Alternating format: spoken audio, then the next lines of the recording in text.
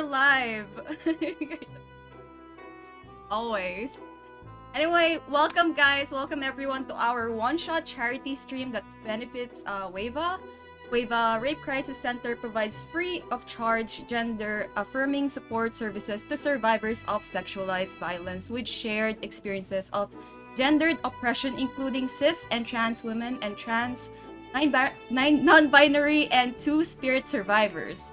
Support services include victim services, hospital, court, and police, and individual and group counseling. Gender-based violence is systematic, and our work goes beyond service provision to advocating for and enacting change within our society to create a safer. With that said, a donation of $35 funds 1 hour of crisis support on WAVA's toll-free 24-hour a day nationwide crisis and information line. Again, this will be an 18+ stream, so please click out now if you're not 18+, because there will be some curse words and that and stuff. And yeah, with that as part of our charity stream, you can go ahead and donate down at the panels below, or every time some all the donations today will go to WAVA, and you can redeem some of the rewards down below to influence the story. Sorry, with that out of the way, let's introduce our cast, starting with me. I am Rina, playing as Victoria. Oh. I am Bully from Table Goth. I will be playing as Yurik Morozov, the Malkavian. Hello everybody, I'm next, and I'm Shane Easton, and I will be playing Luca St. John, a Toreador.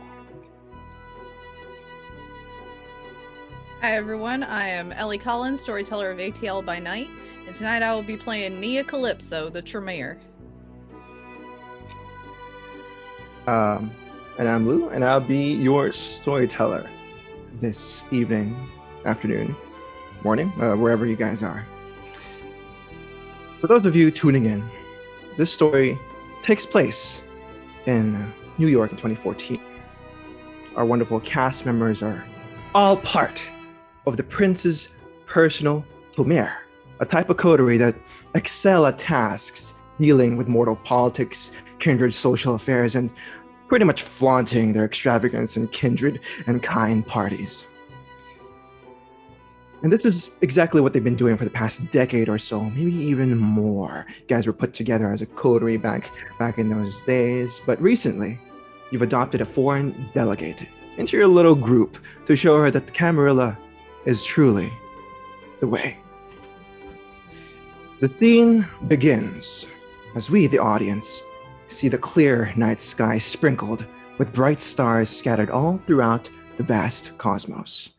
As small floofs of clouds begin to move along ever so gently over the city, we see the towering heights filled with colorful illuminations that show off the skyline of the city that never sleeps.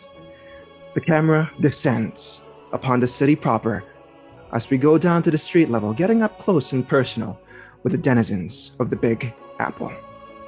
We slowly start moving across the busy streets walled in by these tall buildings, past the citizens going on about their nightly businesses on this cool fall evening. We hear the loud hollering of hot dogs, get your hot dogs here, past the lively food vendors continuing with their free coffee if you buy a pair of hot dogs for the price of two.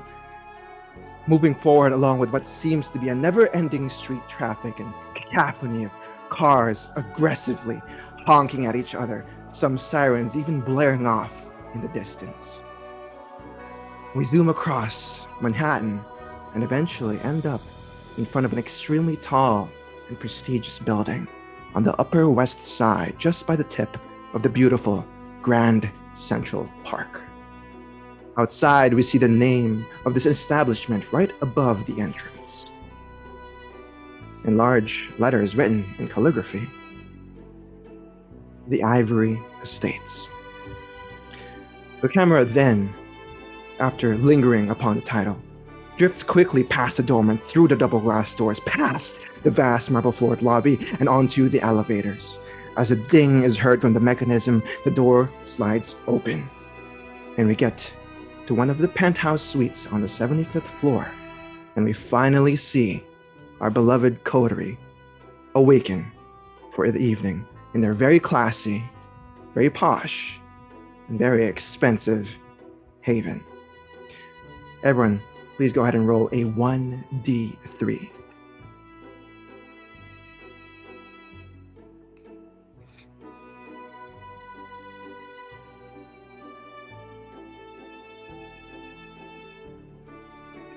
Whatever you guys get will be your starting hunger for this evening. That's a 3 for Bully. Yeah, you're starting off the night just a little on the edge as the beast kind of claws at your throat, letting you know that it is there. Okay, and out of curiosity, for the Toreador of our party, what does your penthouse suite look like? Well, of course, it looks fabulous.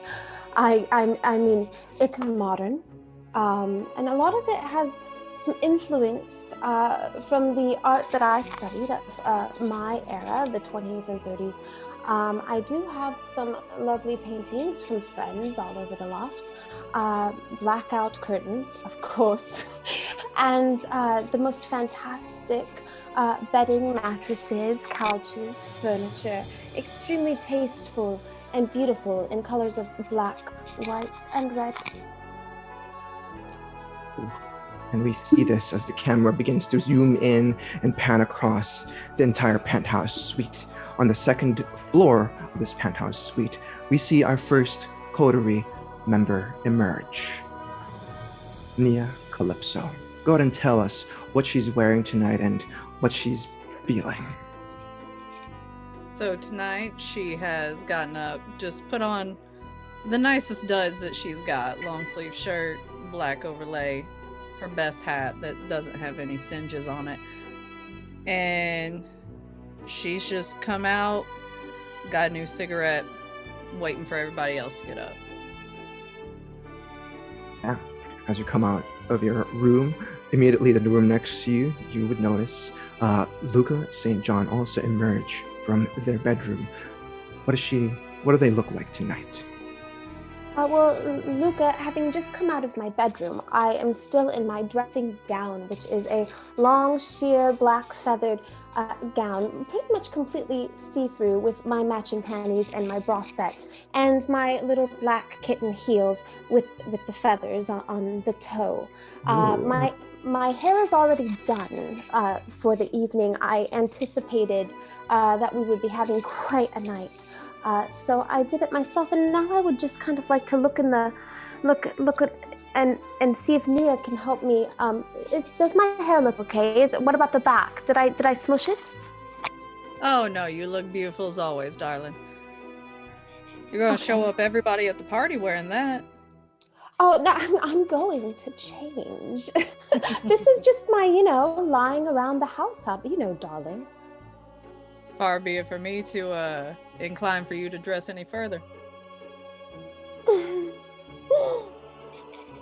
All right. And just as these two are having their little conversation, we see across the hall of the second floor, Yurik Morozov emerge from his bedroom. What does he look like tonight? Yurik is already ready for the party. Yurik each day is a different perception of what the world will see as him, as he knows what you see him in the moment does not matter. It's what you see him in the moment compared to what you saw him as before, what you will see him after. All of these things together in this montage, that is how Yurik presents himself. Today, Yurik has found himself in a turtleneck. Yurik has found himself in pearls. Yurik has found himself in a beautiful Hollywood-era sunglasses. Different points of the heydays of the film industry is how Yurik finds himself in a given day, and this is how Yurik finds himself today. Ready for the evening, ready to meet his date, ready to make an impression upon the Camarilla of the city. And she's actually stayed with you the previous night when you guys received that letter after making some arrangements. And we finally see Victoria Hart emerge from the last room on the second floor. What does she look like tonight? Victoria is wearing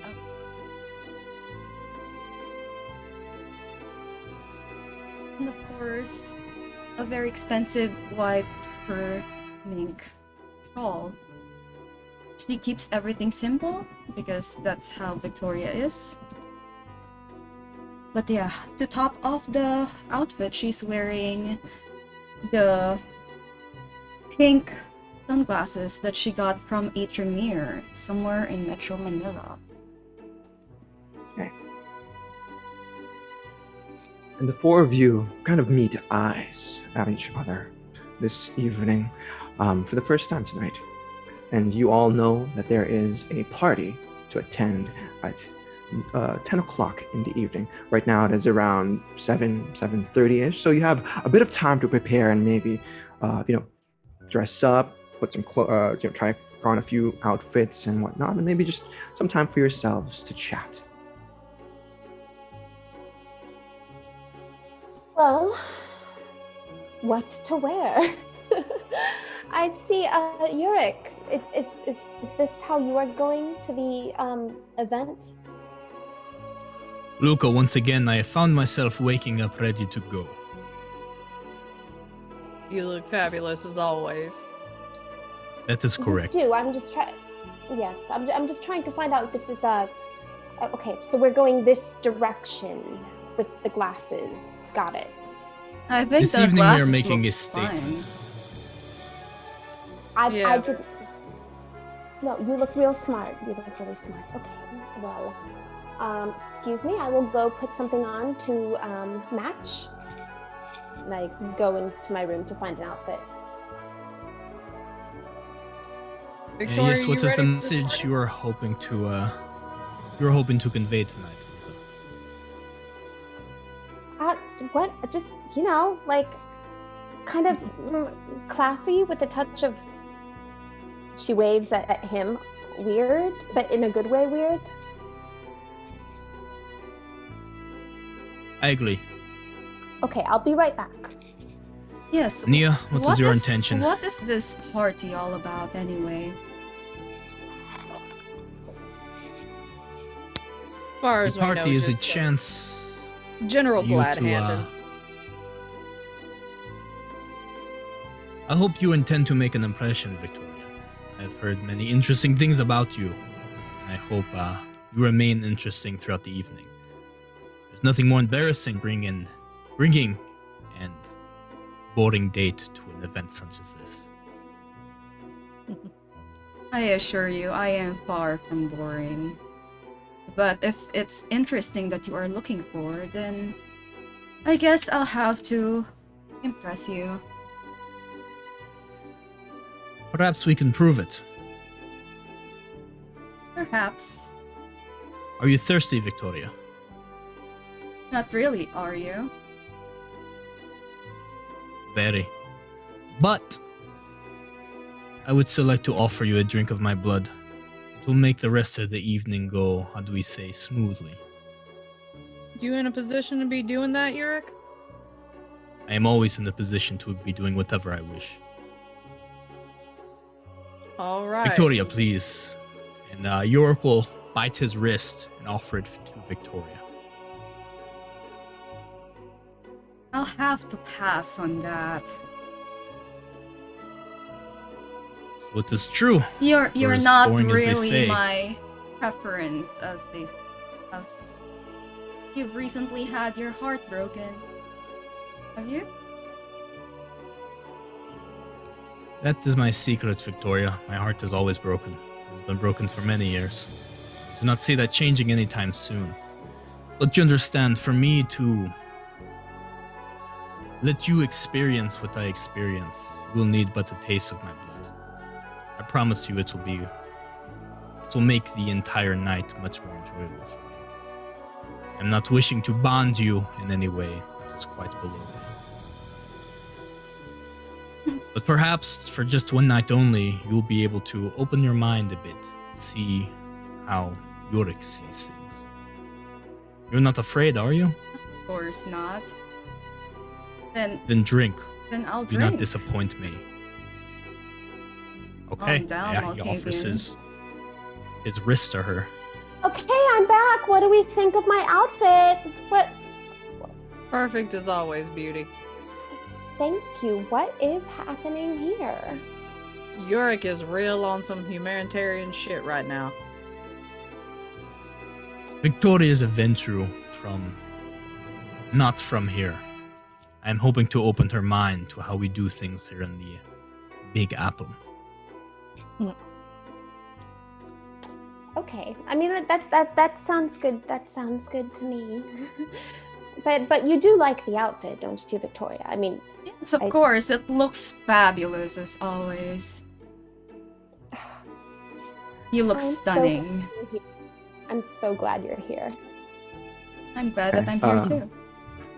To clarify, Yorick, you're giving your blood to her, and Victoria is taking a drink. Yes, Do it is you- easier to share the senses when my blood flows through others. That's what you're doing. Are you trying to bond her in any way whatsoever?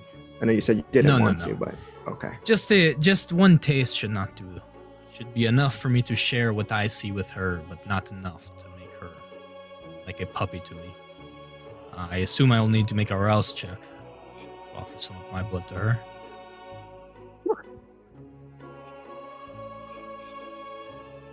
What hunger are you at, Yorick? I'm fine. I'm only at 4 hunger. Should Oh, This should be the most interesting of nights. Yeah, you feel your beast the moment you start letting a bit of that blood go to Victoria's lips. You feel that beast thrashing in its cage. It wants to drink, and seeing your own vitae, it kind of wants you to just, instead of her taking a drink, it's wanting you to take a drink from her, drain her in this moment. But since it's only the beginning of the night, you keep your shit together for now. How much more exciting it will be to go into this party. Borderline frenzy. Yulik likes this. In this moment, you hear the doorbell ring. are you expecting company? Shit if I know. I I'll go wasn't. get it. And I'll go to answer the door. Or actually, do we have a peephole?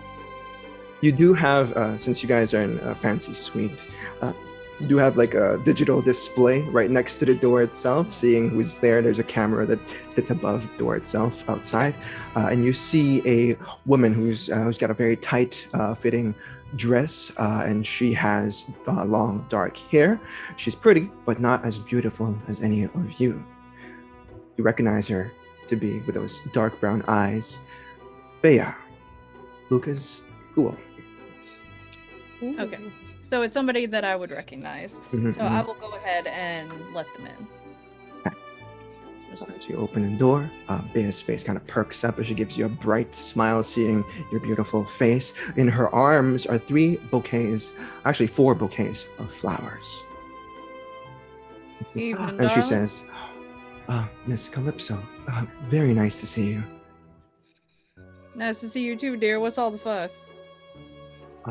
Well, I thought that it would be nice to bring you all flowers for this night.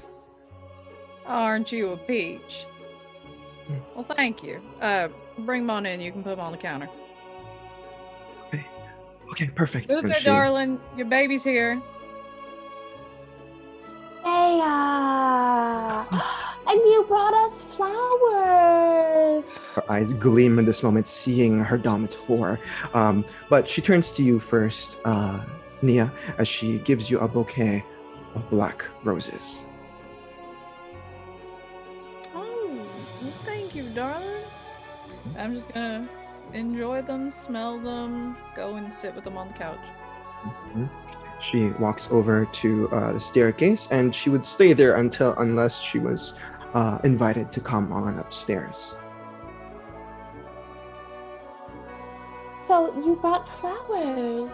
I did. I brought some for you and Mr. Morozov and your new associate. They're fresh.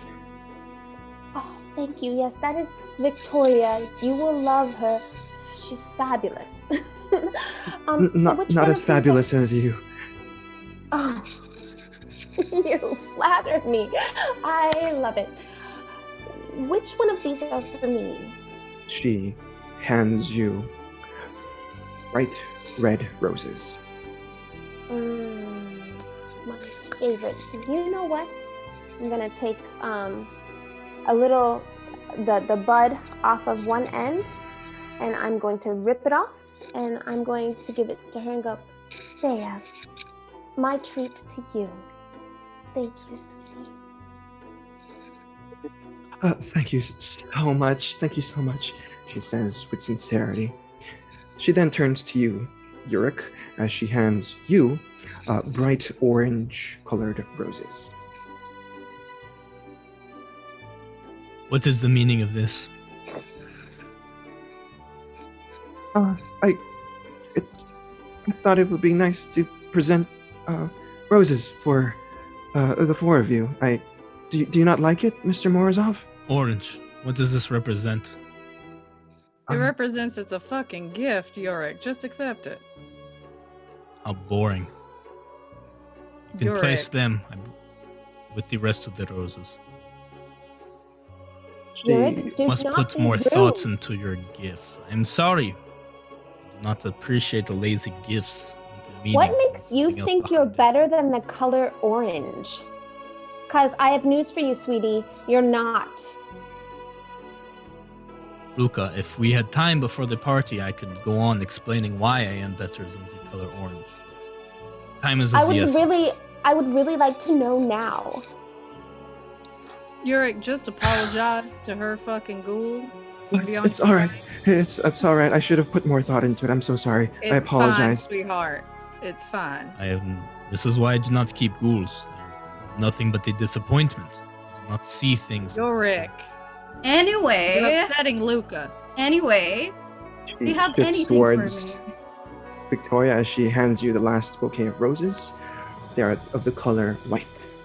Thank you. It fits perfectly with my attire. Gives you all a bright smile as she kind of just shifts away from the room onto a nearby sofa. She seems to be a little afraid of Yurik in this moment. Yurik, you do look a bit thirsty. Maybe we need to let you grab a bite to eat before we actually go to the party. First of all, how dare you? There was no second of it. That was it. You look really thirsty. What are you on tonight? You real fucking hungry? That is another right now? one of my secrets, Victoria. I am always thirsty. The minute My we stop God, let's- thirsting for something more is the minute we become boring. I am not Get about him a that. fucking Happy Meal on the way so he'll calm down. Yeah. I mean, we could get a bite somewhere. Yeah, why not? At least start the night off better. I am fine. And if your plan is to feed, you guys would know that the tenants here, or whoever lives here, whoever works here, are more than enough, as sustenance for all of you. If you wish to hunt here, you can always try to leave and go somewhere else. But time is of the essence. The party is happening in an hour or so, or less than that. Just I call am the going room to service go in or the something. building. I'm gonna go down to probably Cyril's room. Okay. Just Alright. put on that good Texas charm, and I will feed from Cyril in my fashion. Okay. All right. So is everyone going along with Nia, or are you guys going your own separate ways, or remaining in the Haven? What's the plan here? I know Nia's going down to Mr. Berkshire's apartment. Bea, the other night I did notice that there was a new elevator man. Uh, is he working tonight as well?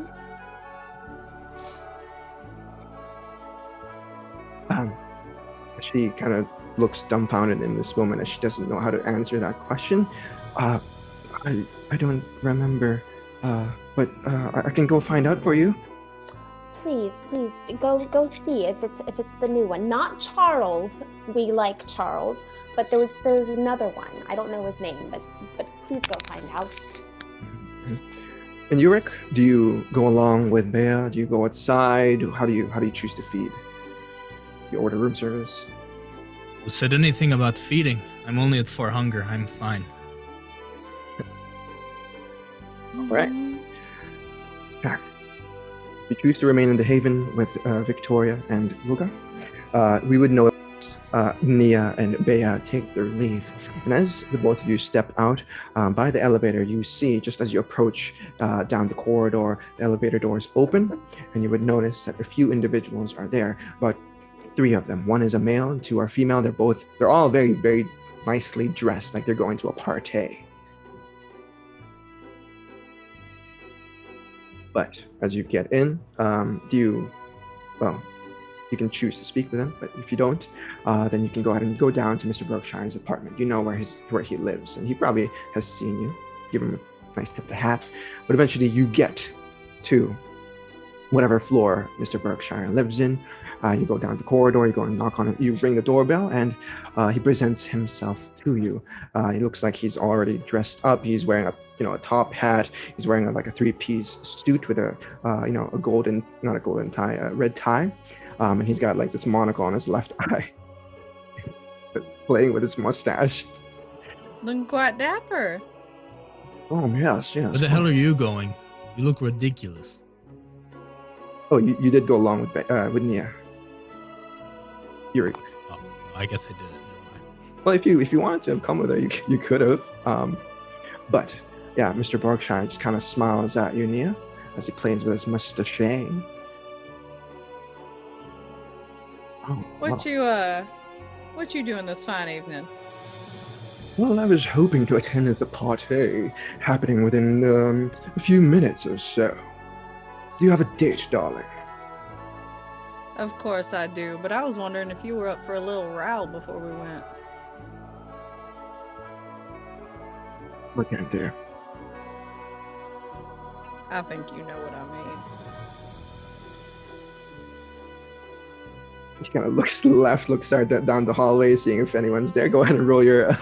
Actually, you don't need to roll for this. You got a high enough charisma. You're stunning. And he just says, "Better make it quick." He says as he kind of pulls you in, and you do your thing, and you feed. How much blood do you take from Mr. Berkshire? I'm just gonna go back down to 1 hunger. He can Okay. live for tonight. All right, perfect.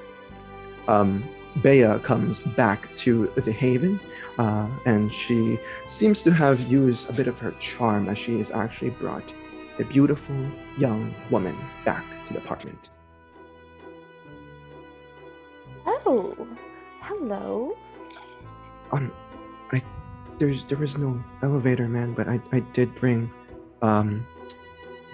what's your name again? And she, the young woman, she is very, very, nicely dressed. She wears like this gown of some sort, very bright, and she seems to, you sort of recognize her to be an artiste of some sort, as she says, is that Miss Luca? Oh, who, me? Yes. I'm such a fan of your work. How are you doing? I didn't expect that you'd been going to the party. I ran into my college professor here, and oh my goodness, you are extremely beautiful. I didn't expect you. Oh, and she just very, very like stunned in this moment. Yurik and Victoria, you see this fangirl. You see this woman fangirl all over your apartment. Victoria's just judging. And what is your name, dearie? My name is Louise. Louise. Louise, I would love for you to meet my friend and colleague, and also an artiste in his own right, Yurik. And I walk her over to Yurik, and kind of from behind her, I go to Yurik. Yes, Yurik. Meet, Such- please. Such a pleasure to meet any of Miss Luca's associates. Hi, I'm Louise. What is your favorite film? She kind of looks to the left, looks to the right as she says, Twilight? Come with me. Hey, she says as she very bright smile on her Darn. face. And I will, is she coming with me? Yeah, she just follows you after giving like a slight nod to Miss Luca.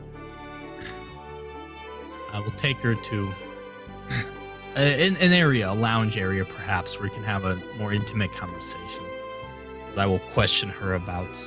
I am so confused as you are a fan of Miss Luca, who is a performer in her own right, truly a visionary, one of the few who are worthy of their time on film or whatever medium they so choose. Yet your answer threw me for quite a loop, and the juxtaposition between these two things. I see you as you are now, but I have seen you before as being a fan of Luca, and I see her after as being a friend of Twilight.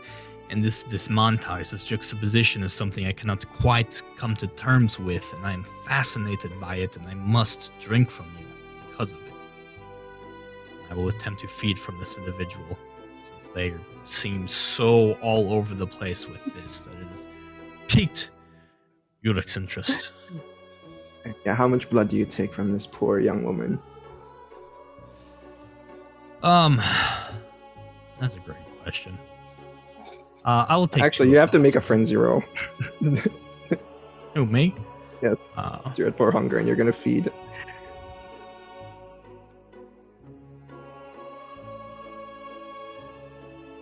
Okay, yeah, with 4 successes, you keep control over your beast. It's telling you to just drain this poor woman dry, but you're a little interested in her. Maybe you can spare a conversation or two more with her, and you only take 2 dots. Hungry, you only sleep that much. I'll speak to her. I will feed from her. I would like to rouse and use dementation on her as well as I talk to her about her tastes seem to run the gamut, and I'm quite interested in this. Maybe without even really realizing it, I start to really infect her mind on this whole thing. Getting a little bit of that hunger right on back. Good lord. Yeah, this woman. Yeah, she's gonna go insane anytime soon. But before that happens, Nia returns a few minutes before, after this whole instance happens, and Bea kind of looks at her watch and she kind of just exclaims, "The party is in 10 minutes. Are you guys planning to arrive later or fashionably late, Hey. or?" Yes, we need to go. I have instructed her on the merits of the intellectual montage, the juxtaposition of 2 seemingly unrelated images, suggest a third in the viewer's mind. Okay, Yurik. I think she has a lot to think about. All right, wagon train moving. Let's go. Wagon train. I love when you use these terms, Nia. Let's go. You all make your way there. As you guys hop into the elevator, you would notice that Yorick is still a little on edge. There is just something about him that's pretty much his beast is being exuded in this moment. He's keeping it together, but he didn't satisfy his needs from earlier. Maybe he was too into himself or whatever film he was talking about. But right now he's still he's gritting his teeth a little bit. Eventually, you guys get to the 77th floor. As per the invite, you guys arrive. As the doors kind of open up for all of you, you notice this long sort of corridor with carpet and kind of all sorts of accoutrements against the walls and everything. And at the very end are these two tall, security detailed individuals. They're wearing, you know, a black blazer over, V-necks and stuff. And they're just very tall and very muscular as they kind of look over your direction. And they seem to be expecting invites. As we walk down the hallway, I say, this better be good, since I was not hired to curate the atmosphere for a party in my own building. Victoria, have you ever been to one of my soirees? No, not yet. Oh, you Well, are missing out. I Maybe agree. maybe you can invite me sometime. Of course, now that we are the dearest of friends. And Luca, darling, maybe they didn't want you feeling like you had to work on your own house. Consider it a gift that you didn't have to put together this soiree. My work is my life. It is my house. Anyways, I'm look at these- aware, darling. I'm saying what they may have thought they were pulling. They probably thought they were doing you a service, so let's not bite their heads off just yet.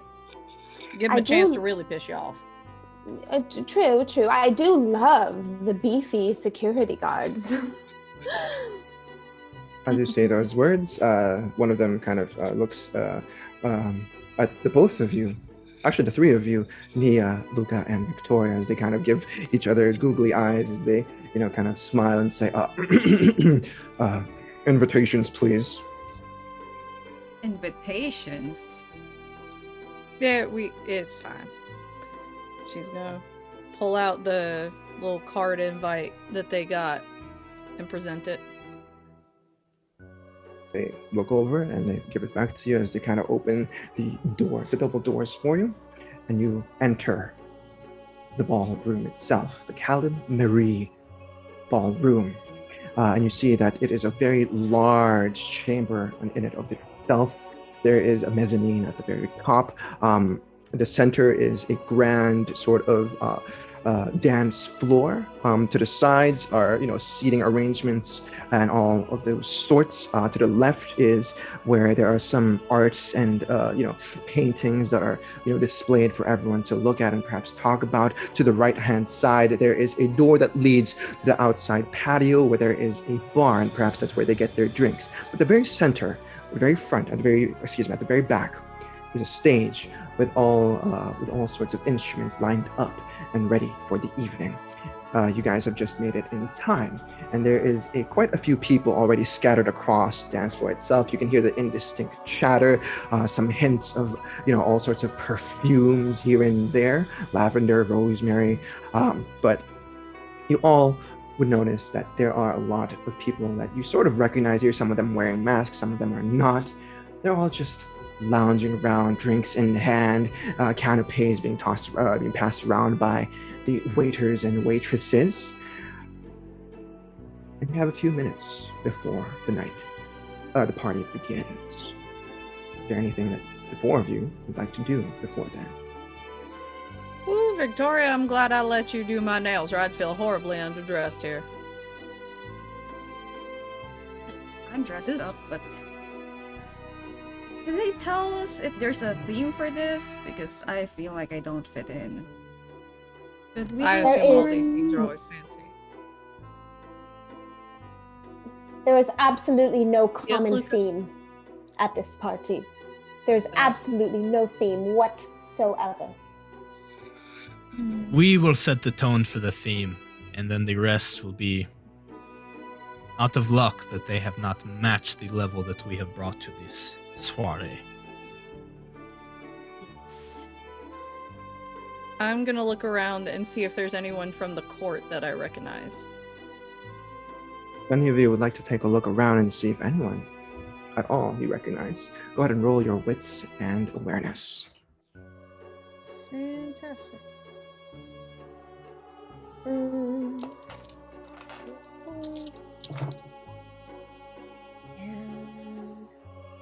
with Four one successes. success. 4 successes for Nia, Luca, and Yurik. 4 successes for 5. Yurik. 5 successes for Luca St. John. Let's begin with Victoria. You are new to the city, and well, you're not very well acquainted with the citizens here, except for these 3, and apart from the court. But you don't notice anyone at all. Actually, maybe you don't really care in this moment. It's their party, and you're just +1. With 4 successes, Yurik and Nia, you recognize the tenants immediately. Though they are wearing masks, you immediately see Mr. Charles, right in the center. He's the landlord of the Ivory Estates, and he seems to be talking to a few tenants. He's wearing what seems to be a, Phantom of the Opera outfitted with a white mask, as well as a cape over himself. He's very nicely dressed. You see Miss Provolone, Yurik, immediately to the right-hand side. She's wearing a big blue floofy dress. She's immediately surrounded by sycophants and all sorts of men that are trying to probably get in her pants. And yeah, you see most of the tenants here, at least the ones who live on the upper floor: Susan Boyles, Chris Walters, Richard Yates. But with those 5 successes, Luca, not only do you see the tenants, but you also see the state governor there. But what draws your attention the most is the art on the left-hand side. And you hear people talking about the art, how beautiful these artworks are, how amazing, and they're just throwing words out there that seem made up. That it just seems like they're trying to one up each other in a vocabulary sort of social combat. I would like to go over and see the art in question. As you approach, you overhear them sort of, saying, the color, the meaning, the energy of this particular painting gives off, oh, so beautiful. And you know that all just probably bullshitting with your 5 successes. But yeah, but you ignore them, you push past them, and you see 2 abstract paintings, one on the left, one on the right. But at this very center, this is what draws your attention the most, is this painting up on the screen. It is a portrait rather, of a very beautiful woman. She's got like dark hair that is like parted to the side. She's got like these bright burgundy colored eyes. Her face is perfectly symmetrical, and it's your Toreador Bane immediately kicks in as you just are glued to this. You have no idea what sort of materials they use for this, what kind of painting, what oil, or whoever did this, but all you notice, at least from our point of view, is the nameplate on the right-hand side. And it simply just says the title of the painting. It's called Under the Moon. And under it, it says, dedicated to the late Madame Camarilla, artist unknown.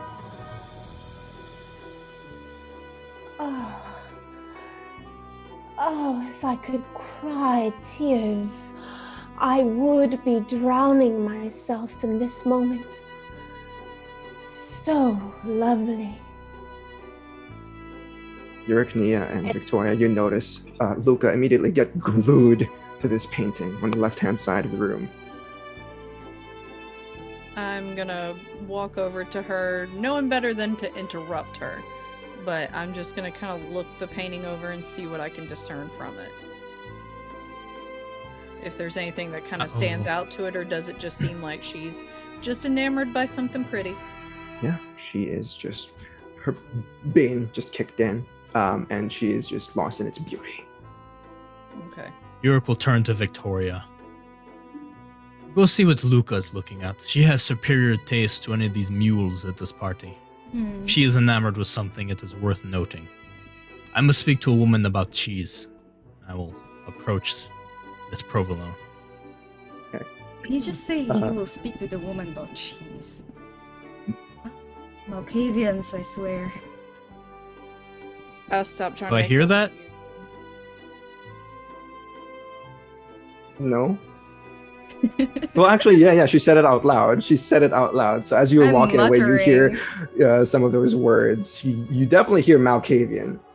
Very high aspect, so he'll take a few steps. Upon hearing the Royal Malkavian, he'll stop mid-step and slowly turn, look at Victoria, and approach her again.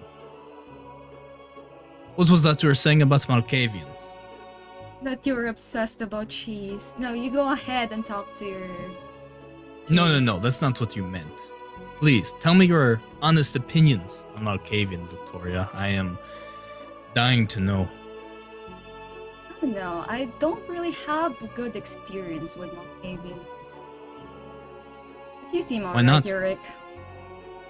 So I adjust his I am like, more than alright, shades. but please tell me of your experience with the Malkavian. How loud is this conversation happening? They're speaking in normal, Yeah, loudness. Yurik's not being quiet. Yeah, you And guys if are you're not in being his subtle. coterie, you I'm would gonna- know. Anytime go he hears step between anyone them. talk trash on Malkavians, he makes a point to interject.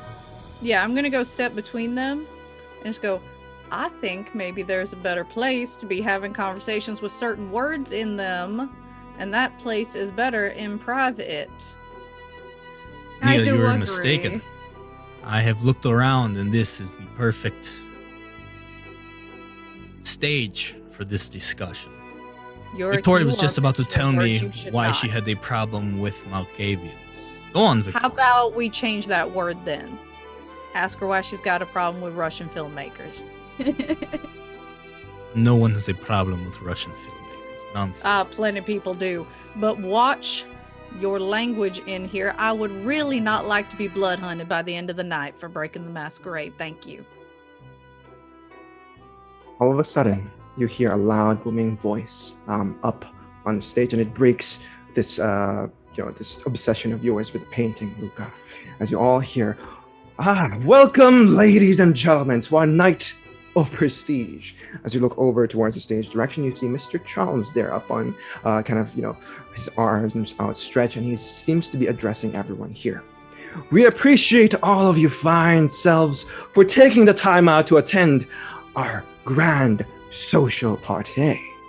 Feel free to partake in a fine dining, the best drinks in town, and a fine time for our dance. We hope you all enjoy and have a remarkable experience in our once-in-a-lifetime event, our magnificent Casa Blanca Ball. And everyone kind of, around the room kind of just start applauding very lightly as, the music starts playing. The piano, of course, you hear the fine music start. Some of the violin is played, some classical pretty much, as everything begins to kick off in this moment. So I have broken from the painting, correct? Oh, dancing. Oh, Nia, darling, we must dance. Please dance with me. And I try to whisk her off her feet. Yeah, Nia's just gonna be like, all right, here we go. And Nia's gonna go with her beloved to the dance floor.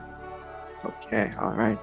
Victoria and Yuri, you guys are free to do whatever you wish. If you'd like to speak with other people here or join the dance. Yes, Which people are seeming to pool around the area. I'll say, like, Mr. Yurik, let's continue our conversation later as I walk away and look for somebody near the painting, or at least look like they know anything about the painting. Yeah, you see this individual. He seems to be tall, very handsome. Looks like he's in his early 30s. He's getting very clean hair, clean shave. He's wearing a three-piece black suit. And he's, got a very, very good vibe about him. He looks to your direction as he hears the music. He meets eyes with you and he says, seems like the music's starting. Please, Yes. ma'am, I'm sorry. I don't think I've ever seen you before, but Victoria. I Chris, offer my hand. Christopher Walters. Christopher. May I have this dance? Of course. Lead the You- way. He leads you to the center dance floor. Yurik, what do you do in this moment? Yorick is watching as Victoria cut their conversation short to dance with this gentleman, and he wants to know what the temptation is here. What's so alluring about this gentleman? And what better way to experience that than through Victoria's own senses? As he will use share the senses and share Victoria's senses as she dances with this gentleman. Yeah, you project your senses onto her, and you pretty much are gonna get glimpses or full conversations between the two of them. But for the three of you, well, actually, for the both of you, Victoria and whoever has the higher amount of charisma and performance, for Nia and Luca, go ahead and roll your charisma and performance, please, for this dance. You may add a +1 dice, Luca, to this, and you can also add your stunning, whoever wants to roll between the both of you. That gives me a total of 5 dice. That's 6. What do you have, Luca? 6. Okay, you can roll. All right. Oh, I got 6. 6 successes and 5 successes. She leads. What does this look like as though, this vampire masquerade ball sort of waltz begins? What does this look like between the two of you? Oh, it is just basically like a very a dance that comes from a very old time, but at the same time is made modern and chic and very now. We are swirling and twirling, and Nia hardly has to do anything. It's mostly, I'm so good at leading. Okay, yeah, as you guys begin to sway to and fro, there is just a certain amount of elegance between the both of you, and people just can't help but look in your direction, perhaps because of jealousy or just simple amazement. These two stunning women, just very, very much a show in it of itself, which makes Victoria's dance with Christopher Walters a little, they're good, but not as good as the both of you. And you guys pretty much just steal the show flat out. But Victoria, as Christopher kind of swings you left and right, keeping pace, you have those 5 successes. Sometimes you take the lead. Other times you don't step on his shoes, as he too is very composed in this moment. But he does say, "You have very beautiful eyes, my dear. How come I've never seen you before?" I'm new to the city. Oh, that's so. You staying for long? Maybe. Good. Can you tell me anything about that stunning painting that we saw earlier? The one named Under the Moon? Ah. Oh. I know it was dedicated to the late Madame Camarilla, but I'm not really involved in the art industry. I'm a doctor, you'd say. That's awesome. And I've been a tenant here for the past, 7 years, 6, 7 years. But if you're willing to know more about the people here, maybe we can have a more private chat somewhere else. He says as he kind of swings you left and right. Maybe, but I did come here for a date. You are unnaturally cold, by the way. Are you all right? Blush of life? Go ahead and roll that rouse check. And she passes. Okay. Just as you will the blood to, emulate this sort of life-like effect, you do so in this moment, and you don't get hungrier for it. Are you sure? Am I cold?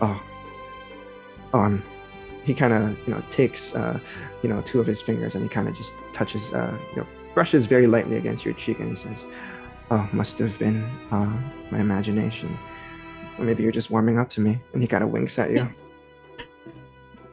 Yes. Anyway, what can you tell me about this madam? Quite interesting. My friend is really interested with that painting. Why waste so much time talking about that when we can have a time for ourselves, Miss Victoria. Night is young. You shouldn't waste your time on such decorations. Well, that is true. Then that means that I should get back to my date then. Thank you for the dance, Mr. Christopher, as I go over to where Yurik is. Yurik is just standing in the corner, well, you can't see his eyes, but it's probably, he's probably just glaring in this moment. But yeah, you return to Yurik. He's just holding his cigar. Yurik, are you holder. alright? What a lovely dance you had. Did I'm you quite enjoy interested in this painting. Yes. Why? It triggered a Toreador's obsession with Luca. So it must be something. I don't want to buy it actually. Would you like to know the full story of the painting, if that's what you're interested in? Oh yes, yes. Always. Come with me. I will lead Victoria to the painting. Okay. As you guys walk across the sides of the dance floor, you would notice that the movement within the floor itself has slowed down significantly. Not because the music has slowed down, but it's because the people are just admiring the way your two coterie members are moving with the music. They are completely in sync, and they are just swinging left and right, to and fro, and everyone is just moved by this performance of theirs. And it's quite beautiful, actually, with those 6 successes. If you guys were maybe toreadors as well, you guys would have just had your eyes glued onto them. But you muster the willpower to move towards the painting itself. And Yurik, what do you plan to do? Pause for a moment, gesture towards my coterie members. You see, normally, when you witness something, you're not witnessing the thing. You are making a perception based on what came before, what came after, how these images were edited together. But those two, in this moment, it does not matter what came before. No one will worry about what comes after. In this moment, those two are creating art. That is something quite impressive. That is why I'm proud to be among them. But you're not here to admire me or my friends. You're here to apparently take a curiosity in this painting. You think they will let us touch it? If there's a will, there's a way. Victoria, I like you more by the moment. I'll reach out, touch the painting, and use Spirit's Touch if possible. Instead of Spirit's Touch, I need you to go ahead and roll your premonition, please. You don't need to roll a Rares check for this. 4. With 4 successes. We'll get to that in a moment as the darkness overtakes you in this very instance, and you lose yourself for just a moment. We'll get back to that. With Nia and Luca, you guys are just dancing, and you start noticing the people around you. And this is exactly what you guys do in these social events. You guys perhaps perform and draw attention to gather information. You build your own crowd. This is normal for you, Luca. You enjoy being in the spotlight, and you have definitely succeeded in doing so. Everyone's eyes are glued upon both of you. If you guys had presence, it looks like you guys had presence. Your presence is activated right now. You're all. But yeah, people here are just cheering, clapping as the song ends and the next one starts. Do you guys continue to dance, or do you grab new partners? So as we're dancing, I actually want to pop on Sense the Unseen. Sure. Just to see if I can catch anything in the room. Let me do my wits and awareness for that.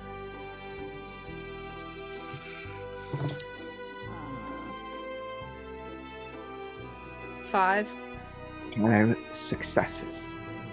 And as you flip on your Sense the Unseen, using that auspex that comes in so handily, You look around the room as you swing back and forth. You keep your eyes focused. But you don't see anything magical. There is no sigils, no wards, no traces of magical energies here. It's just plain, the room itself. I mean, it's beautifully decorated.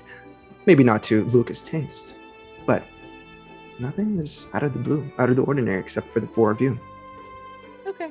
Then yeah, I'm just gonna keep dancing with Luca till she's done. You imagine how dull this party would be if we had not started dancing. I'm perfectly aware. You do light up a room. As do you, my dear. As do you. And you know, I saw something here tonight, almost as beautiful as you, but not That quite. painting I saw you look at. It is something. But you are really something. Oh, please, you'll make this cold heart blush. Shall we do a turn about the room? We might as well see who all else we can see here, see if there's anything we can do. Is Panhard supposed to be here? I mean, judging by this crowd, I wouldn't think that they would show up. But who knows? Seems like her kind of thing to mingle into society. That is true. Yeah, we'll keep an eye out. I'll take you on a little spin around the room. Thank you, my dear. As the both of you are, kind of talking to each other and dancing, you guys would get a few suitors approaching you. One of them being Mr. Berkshire, as he kind of fixes his outfit and he adjusts his top hat. He says, "Nia, my darling, would you dance with me?" Much as I would love to, don't you see I got a living work of art right in front of me right now? Yes, of course, of course. I was wondering, well, some of my associates, and he kind of looks over his shoulder, and you see a few more suitors here and there, men and women, all kind of googly eyes at the both of you, and you know what they want. They probably want to have a turn with the both of you, try to dance along. I appreciate the offer. I truly do. The night's a bit young. We'll see how it goes throughout the night, but as of now, I'm the luckiest person in this room with the eye of a gorgeous original work of art here, so I'll catch you before the end of the night. Of course, he says, looking a bit defeated in his eyes, and he kind of just turns on his heels and begins to walk away. Oh, She's can gonna you eye roll imagine? to Luke. As if he could keep up with you, my dear. Oh, that's the pain of feeding. There are some people kind of leaving the dance floor at this point, moving into the bar outside the patio. You guys are free to go that direction, or you guys can join Yurik and Victoria, who are back by the painting. Oh, Or continue Yurik. dancing, or get on stage and perform if you Yurik and Victoria made up, it seems. I don't know about that. Yurik's on some shit tonight, and I don't understand it, so we better keep an eye on him. Let's go check in with them. Yeah, let's do so. And I'm just gonna, as one of the, the waiters with the trays of drinks, I'm just gonna snatch me a glass of champagne as we walk and just knock it back. Perfect. And as you do this little motion here, the waiter is kind of caught off guard as he kind of bumps into a particular someone with silvery, dark silvery hair. You've seen her once before with those piercing blue eyes, but you've never actually interacted with her, as she kind of says, oh no, oh gosh, oh no, oh, I'm so sorry, and she kind of spills the drinks a little bit, and the both of you, with your dexterity, your vampiric dexterity, manage to move out the way before she kind of spilled the drinks on you and onto the floor. The glass shatters immediately as she does this.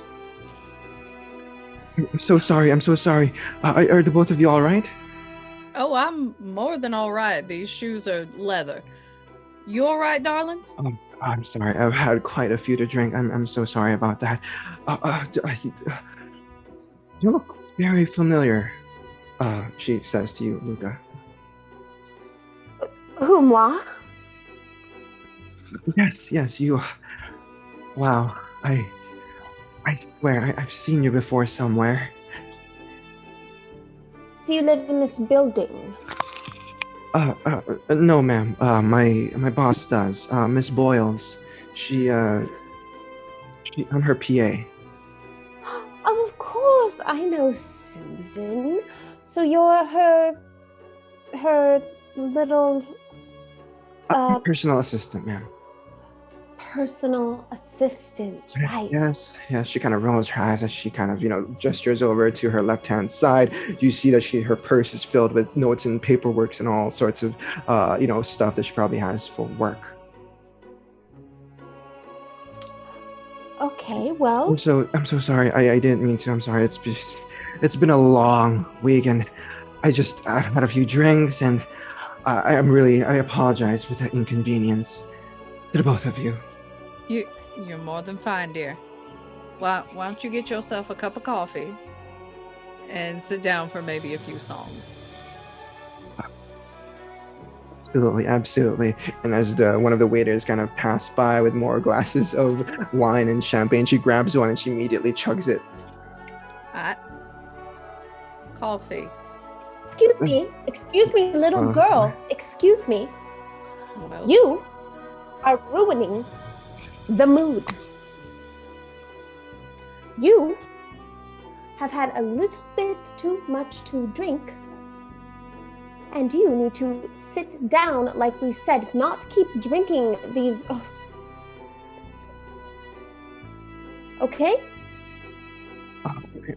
I'm so sorry. I'm so sorry, ma'am. Excuse me. Sylvia! You hear just from the corner of the room as an old woman kind of enters the scene. She has long gray hair. It's kind of done up in a bun, and she's wearing like this black flowing dress. She kind of yells out, calling out for her assistant, Sylvia Romanoff! Right here, this instance! And she, you see the fear in Sylvia's eyes as she moves in that direction, as she says, I'm really sorry for the both of you. It seems my boss is calling me. I hope that both of you have a good evening. And she kind of rushes off in that direction as you hear some profanity being used against this poor personal assistant as she's berated by Susan Boyles. how are your shoes, darling? You didn't get any champagne on them, did you? No, I did not get any champagne on my shoes, but my personal brand and ego might be a little scarred if we continue hanging out at a gauche soiree such as this one. Consider it this way, you're the best thing in the room. Eat that up while you can. Now show me that painting you're so fond of. Yes, let's go see the painting. And I take Nia by the hand and we rush over to the painting.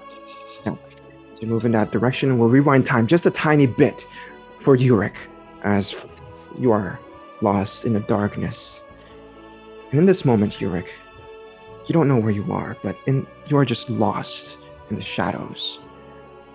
It is then broken up by this spotlight that kind of opens up, and it, just like a movie set, it lights up towards your direction, and you are now under that spotlight. As you look around, you don't see anything as of yet, but you do hear the cheering and the applauding out of the in front of the stage. As you use a bit of your eyesight or your auspex, you notice that there are people, silhouettes of them in out there, just watching you on stage, and they seem to be sipping on drinks and such, and they're just watching you on stage.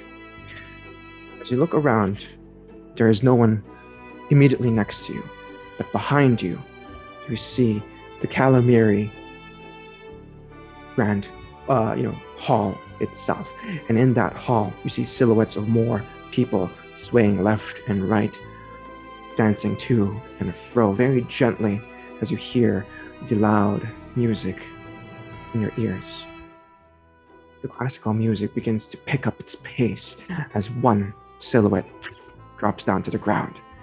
And as the music crescendos further and further in, another individual drops, and another one drops and dissipates into the shadows itself, becoming nothing more than ash. It is at this moment that the spotlight kind of turns on other areas of the stage, and you see silhouettes of those bodies on the ground. Finally, the spotlight on you turns off, and you are snapped back into reality.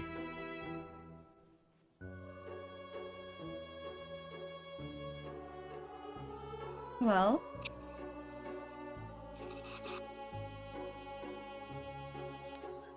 This is quite an impressive piece. how so? Where's the rest of my coterie?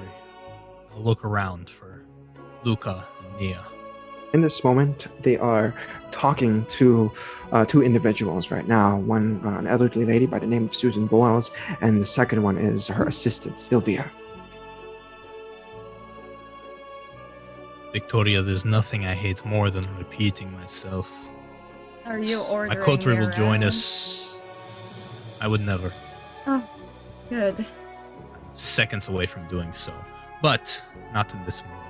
In a few moments, my coterie will join us. And then I have some things to say. For now, let us enjoy the silence and enjoy this painting. Right. Gloria, you feel your phone vibrate.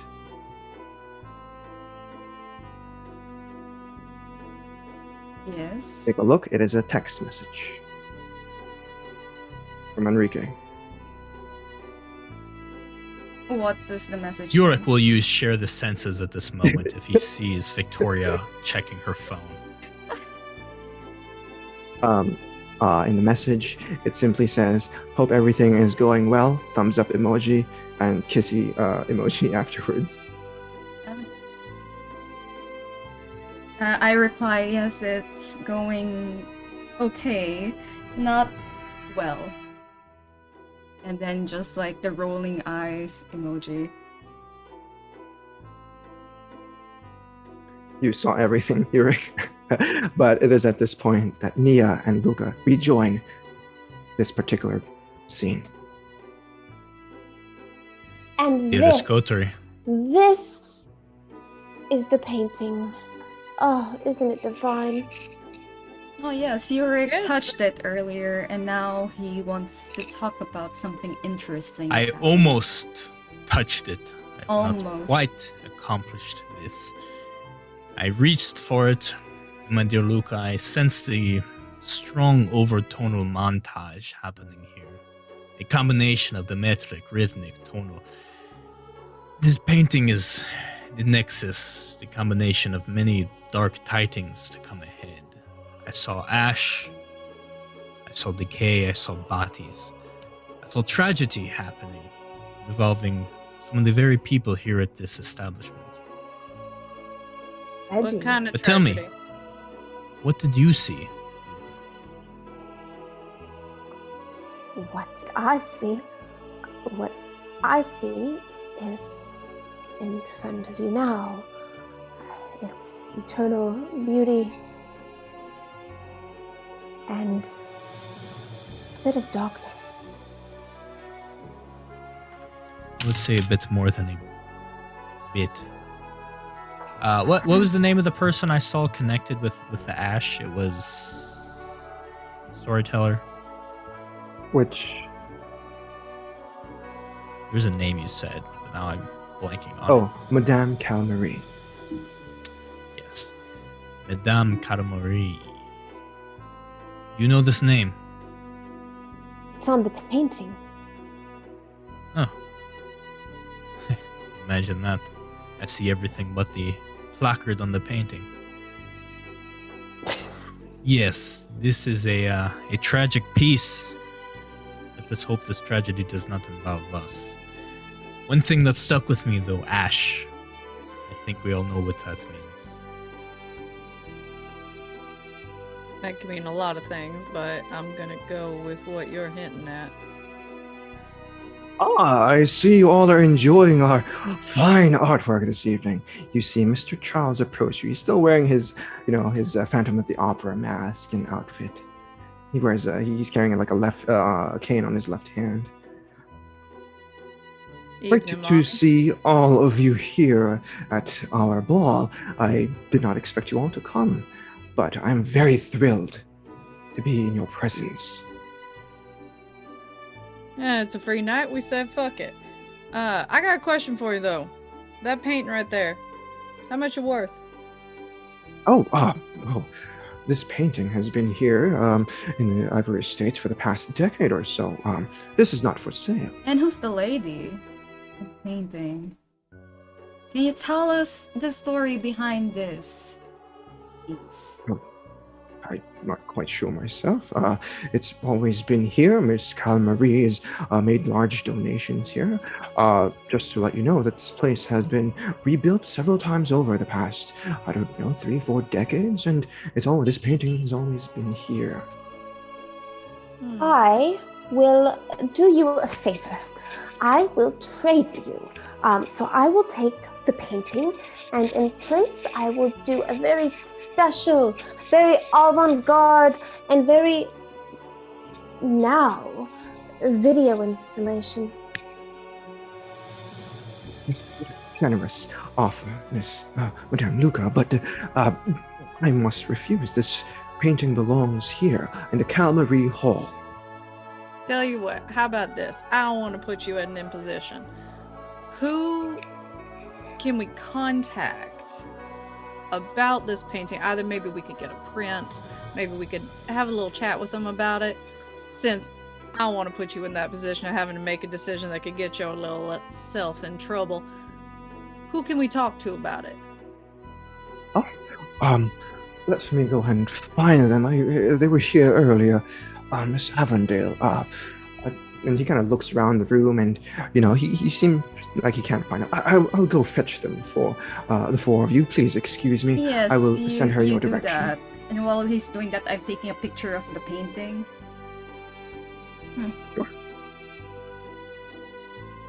And when he walks off, I'm gonna kick on heightened senses to listen to whatever he's doing. He has gone around the room, and he's just pretty much looking for this particular woman he's talking about. You see him exit outside the bar. It's towards the bar itself in the patio, and he kind of disappears for a few moments. Okay. Turn to Leaving the the four of you others. there. You know how I hate explaining things. I'd rather show you.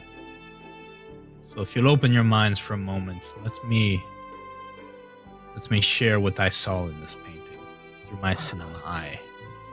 I hate would this like to shit, use, but go ahead. I'd like to use Fata Morgana to show just these individuals an illusion, going through the different things I saw in my premonition, just flashing these images to them so they see exactly what I saw just moments before. And I'm going to make a composure resolve roll on that because Nia really hates this shit. Fata Morgana. All right, anyone who's trying to resist, go ahead and roll your composure and resolve. She's not resisting it, she's trying to make sure she can stand perfectly still and not be like, the fuck? Trying to keep it together. He's got 3 successes on that. I'm good, I'm at 5. Okay. I love the little jaunts through his mind, and I love giving my critiques and my point of view as well. So stay tuned afterwards, and I will let all of you know my perspective. It is at this point, time passes by as you guys are having this conversation, and eventually one of the Christopher Walters comes back as he kind of looks towards you, Victoria, and he says, it's getting rather hot inside. You mind joining me for a drink out in the patio? Oh, Well, it would be rather rude, Mr. Yurik, if you would allow me. Victoria, of course. But make sure you do not do anything that would make Enrique jealous. Of course not. I walk towards Kristoff and take his arm. Oh, if you guys need me, I'll be at the patio. Of course. Now will you share the senses again to spy on her every move?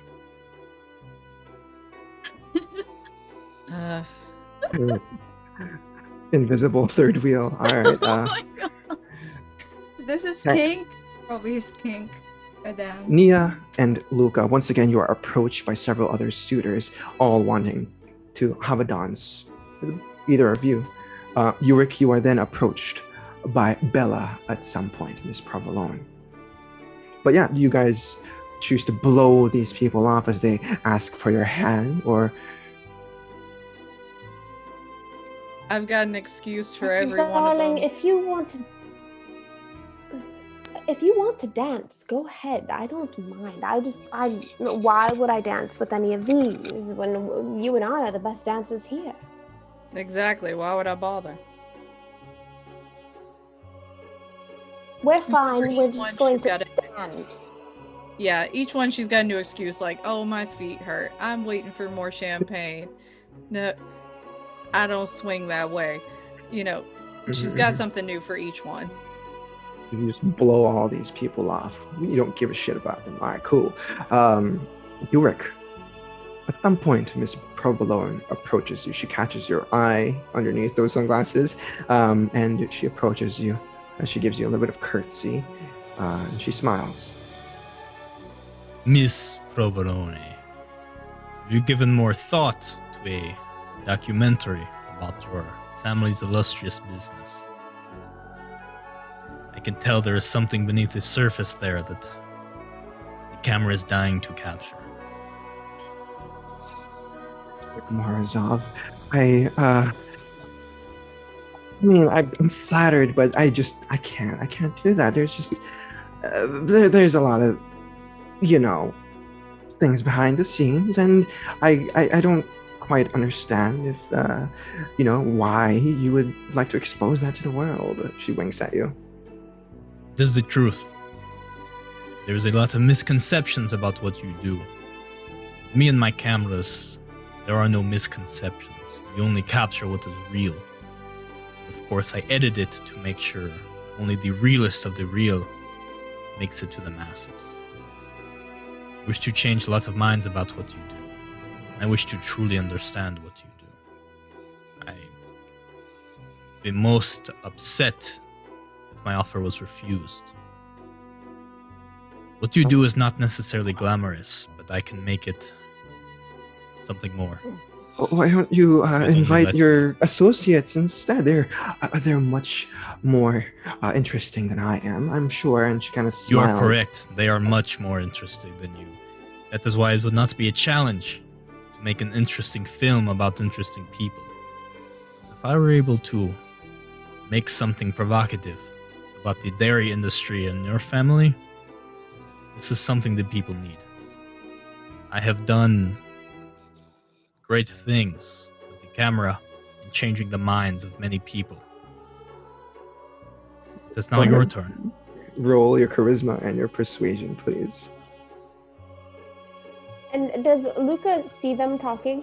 Yeah, they're you guys are literally right next to him or them as they speak, and you heard her compliment to both of you. Okay. 3 successes. Okay, yeah, with 3 successes, she is a little hesitant, but when you've persuaded someone, you know it well, deep enough that she's being swayed to your provocation. While we're having this conversation, I would also like to let a little bit of dementation come through. Really open her mind up to my vision, what I'm seeing, the possibilities, and how a documentary about her family's dairy industry can really connect to all these other much deeper, important themes.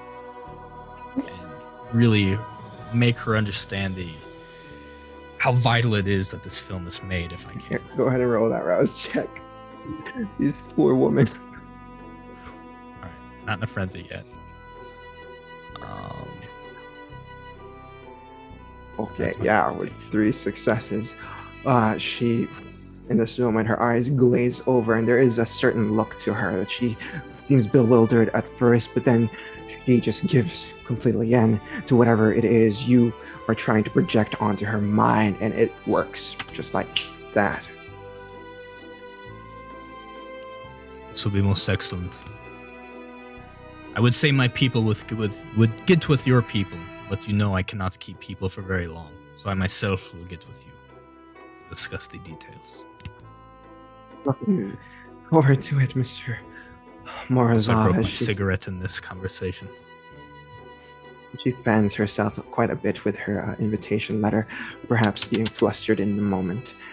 We'll bounce back the camera to the outside area where the patio is, where by the bar, as Christoph leans over to the bar itself, orders a drink or two. He slows over a cocktail in your direction as he takes a sip of his own. Yeah, not really my type of drink. I just kind of swirl it around. Mhm. Tell me more about yourself, Miss Victoria. I'm here for business. I'm a foreign diplomat. Oh, that's interesting. Which country do you represent? The Philippines?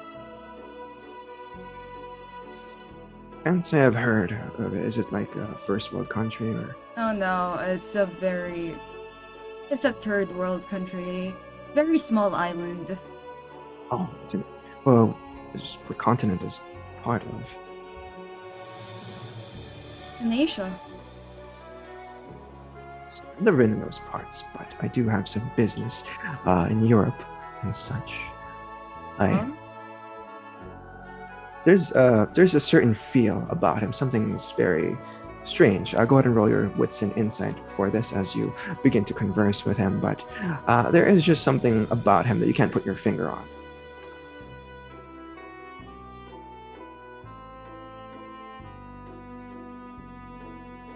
0 successes. Yeah, that's all you get. There's a strange vibe to this man. He's very charismatic, but there's just a strange feel about him. In this moment, he takes another sip or two, and as he does, you notice from the corner of your eye a young woman who's taking a few sips, but after a few minutes of conversing with Walters, she begins coughing. Oh God, I don't know. I'm so sorry. She says to the bartender and whoever's next to her. Are you alright? I'm so.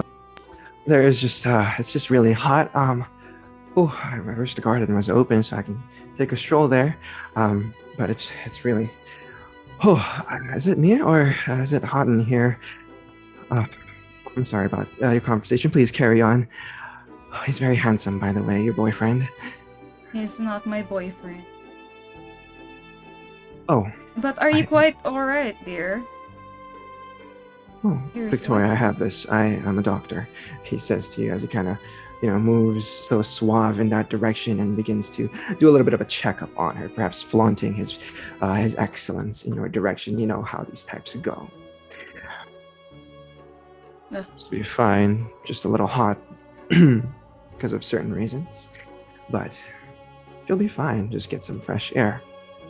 As you were saying, yeah, tell me more about your life, Miss Victoria. Why you don't you continue tell me conversing with him? yours first? Yeah, and he continues on about his PhD and all the years of medical school, and it's pretty interesting if you were really interested in him per se, but you don't really give a shit. Your blood bond to someone else, and this person is, well, isn't really your type, but you don't really pay attention to him. What you pay attention to is the woman right next to him, who seems to be wheezing at this point. Are you okay? She begins waving her We invite really around should her bring you face to once an again. infirmary. Oh my gosh, oh, it's really hot. I'm sorry. She takes another sip. Actually, she finishes her cocktail, but in this moment, as she gulps it all down, she coughs onto a handkerchief, a white handkerchief. And what you notice, Victoria, are sprinkles of red liquid Oh that you god. recognize to be blood. Right, we need to bring you to the hospital. Right. That can't be good. Christoph. Oh, yeah, of course. And he kind of begins checking up on her and doing the things again. You see her coughing out more blood onto that handkerchief. I tried to call 911. As you pick up your phone, you would see that the signal bars on top have a big red X on them. Signals out.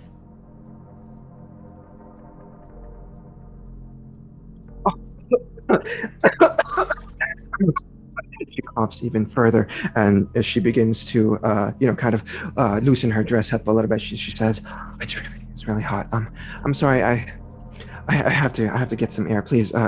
Give me some space, please." As she kind of, stands up and walks towards the courtyard area of the patio.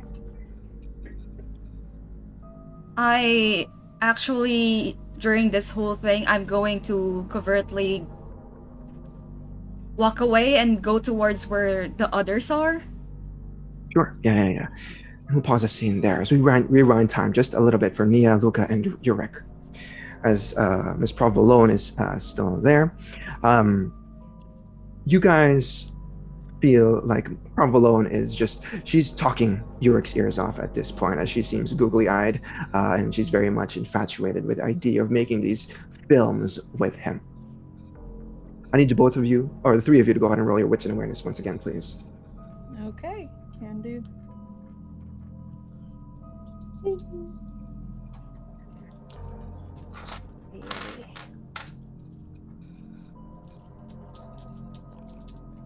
One, two. Oh shit. 4. 8. 6. 6. All right, 8. Got a crit. 6, I got a messy crit. messy that would also critical. be a 6. Okay, yeah. You guys open your eyes up. I think all three of you have auspex, right? Have auspex? Okay, yeah. You guys turn on your super sight as you just notice every little detail of this room, especially you, Nia, with those 8 successes. You notice people just waving their invitations out as they begin to sort of move towards the patio area, getting some fresh air. Most of them seem to be taking off their ties, or at least loosening them up. Some people are, just kind of not profusely, but they're just beads of sweat are just now kind of, dripping down their foreheads, and they seem to just be a little exhausted in the moment. A few of them kind of pass you by and kind of bump into you, very, very clumsily. They all say their, apologies and whatnot, but they kind of just move around the room itself. Some people have stopped dancing altogether, but there are still some who are still playing their instruments on stage, and the music slows down just a tiny bit, but the party is still continuing. Something's wrong. I will put a finger up to Miss Provolone. Just put a finger on her lips to quiet her. I'll turn to Nia, and there's a woman outside Victoria's talking to who has begun coughing up blood. I'm sure you can notice people are... I'm not sure if it's just the kind, but they're starting to... they're not looking so good. Yeah, I'm gonna go check on Victoria. I don't like this. And I'm just gonna beeline it for the patio to meet up with Victoria. Yeah, I'm going to absolutely. find Mr. Montgomery Charles. I'm gonna ask Luca to come with me. Sure. I'm going to go look behind the bar to see if there's anything creepy or strange, maybe that someone may have been dosing the crowd. Absolutely. Yeah, we do. All of your successes. I say you guys can extend this for this action as well. Yurik Morozov with that messy critical, there is a compulsion coming in. But with those 6 successes, you try to find Mr. Charles. You look to the left towards the bathroom area, towards the painting area. He's not there. You look towards the stage, across the people here. There's no sign of that Phantom of the Opera outfit. You look towards the right, towards the actual bar and patio itself. No sign of him. Luca, as you go behind the bar, which bar? Actually, the outside. Yeah. As you go behind the bar, you notice a couple of things here. Some drinks are, poured, but nothing out of the ordinary. Nia. Okay. Of course, with those 8 successes, you notice that there is a woman outside by the courtyard now, just by the rail. She is heavily coughing and wheezing. You also notice there are quite a few people out here at this point.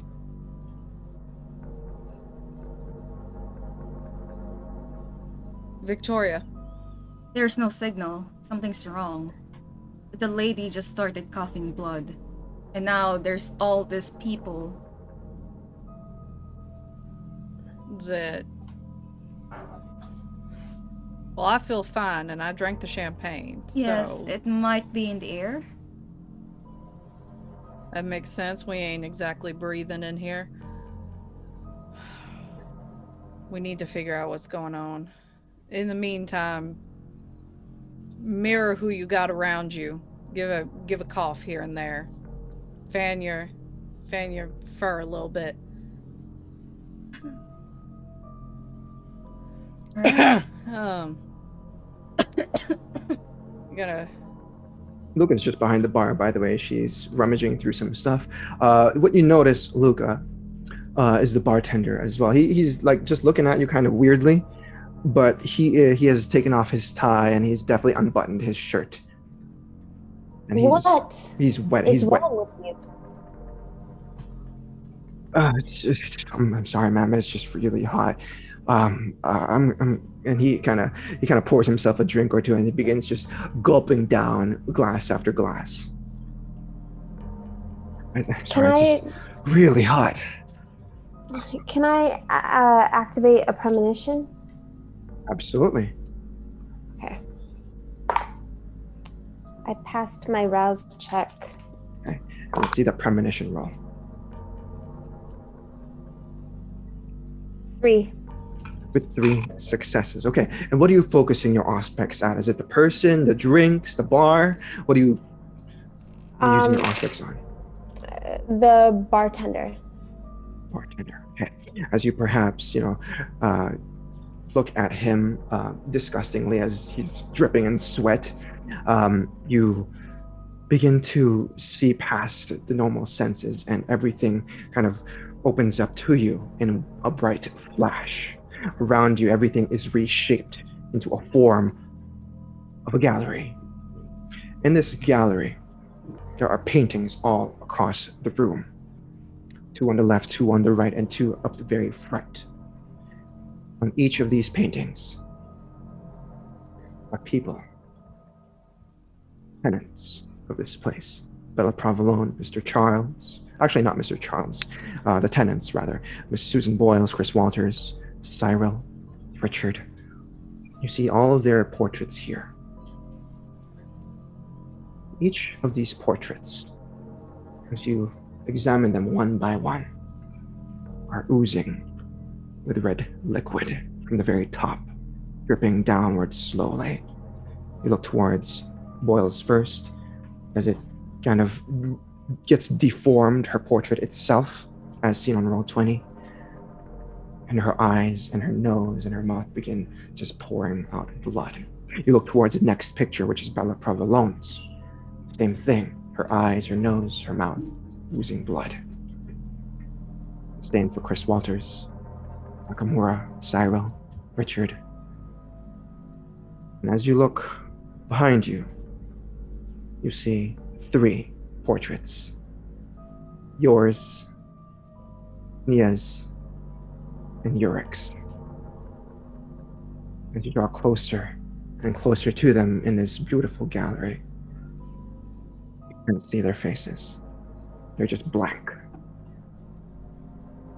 And as you begin to get drawn to the one in the center, your image, you reach your hand out to perhaps find out what is on the painting, what kind of oil or material is used. And as you begin to touch it, you're snapped back to reality.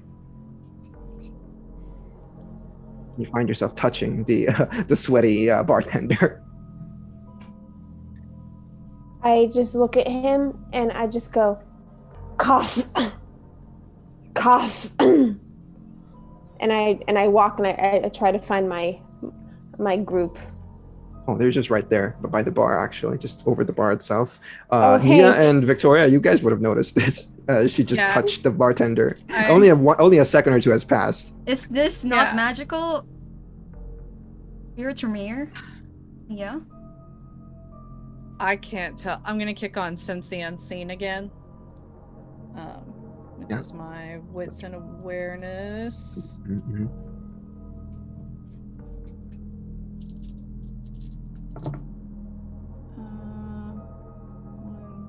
At 3. 3. Yeah, with those 3 successes, you don't get any traces of magical energy here at all. No wards, no rituals, no nothing. It's kind of strange to you with all the things happening here.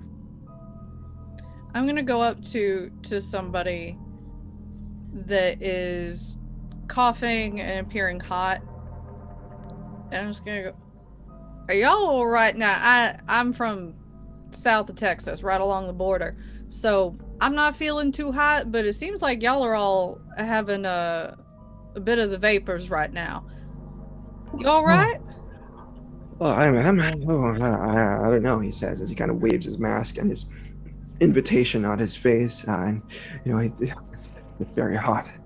Man, you see Cyril Berkshire kind of, fanning his top hat against himself as well by the corner. He's seated on a chair, a wooden chair, and he has taken off his monocle. His 3-piece suit has undone. His tie is loosened up, and he's pretty much just fanning himself as well. Maybe you're not looking too good. Maybe you need to go back to your apartment. You talking to Cyril? Yeah. Oh, darling. I'm sure it's nothing. Maybe it's just a case of, some sort of, I don't know, the air conditioning maybe is out.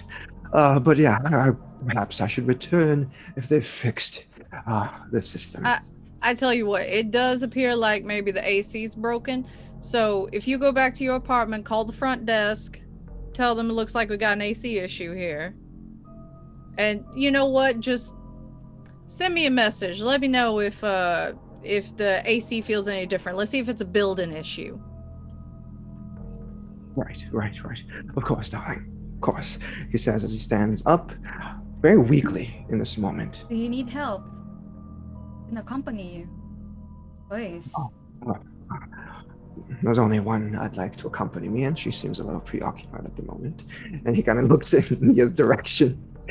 And he kind of walks away. And as he does, as he enters the chamber, the interior, you all would hear a loud gasp coming from everyone. And you all could see, because all of you, I assume, are outside now in the patio, the lights begin flickering from within the dance hall itself, as well as the patio.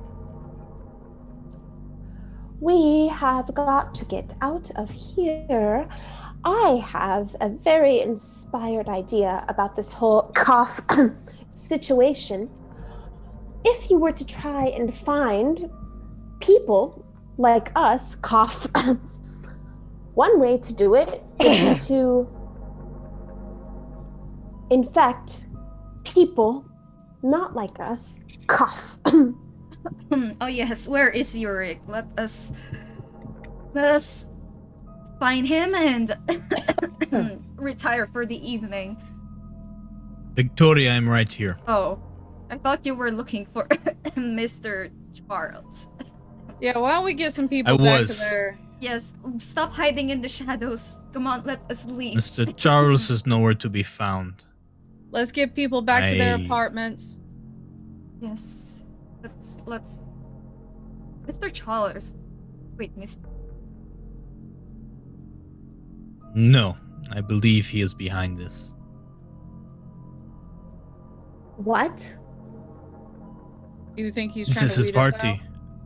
After all, I am not so sure, but this is how I showed you. I'm not sure why you're trying to change it. It has already been told. Ash, death, darkness. Well, I would rather not be in those ash, darkness, and death. Let's leave before this escalates. Yes, let's leave. Everybody- I feel so unwell. Everybody, looks like the AC might be broken. It's getting pretty bad in here. Looks like we might all need to head out. Somebody call Mr. Charles if you can. Alright, I'm gonna start making my way towards the door. I am following behind, being all dramatic. All right.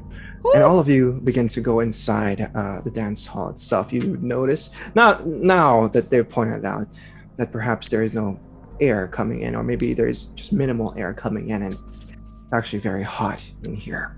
Temperature's risen quite a bit. And as the four of you walk inside, you would notice one person burst through the front doors as they cough and wheeze. And he seems to be struggling with breathing as he kind of weakly enters the room and just drops on the ground. As he does so, you all approach, and of course the other individuals here kind of look towards this person, and they kind of he's face down right now. But as someone seemingly pushes him to the side onto his back, you all would see red liquid oozing from his nose and his mouth. Can somebody get some medical attention over here immediately? I can help him. Going to walk up to this individual. Is this still like a crowded place? Is this still like a lot of people around, or is there people leaving? There's sparse. It's sparse right now.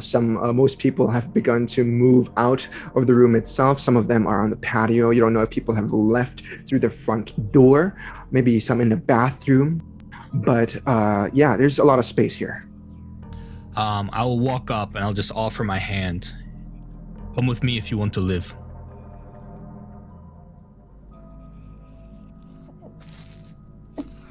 To person on the ground? Yes. He is struggling. Like he's very weak right now, and he's just continually physically coughing out blood. Lift him and drag him if I can. Sure. Yeah. And as you do this, the three of you, you just see Yurek just dragging this person off to the bathroom or something. I'm gonna help him. I'm gonna help him lift the person in a little more reasonable manner. Mhm. I'm gonna look around and see if anybody doesn't look surprised in this moment. Sure. Roll your wits and insight.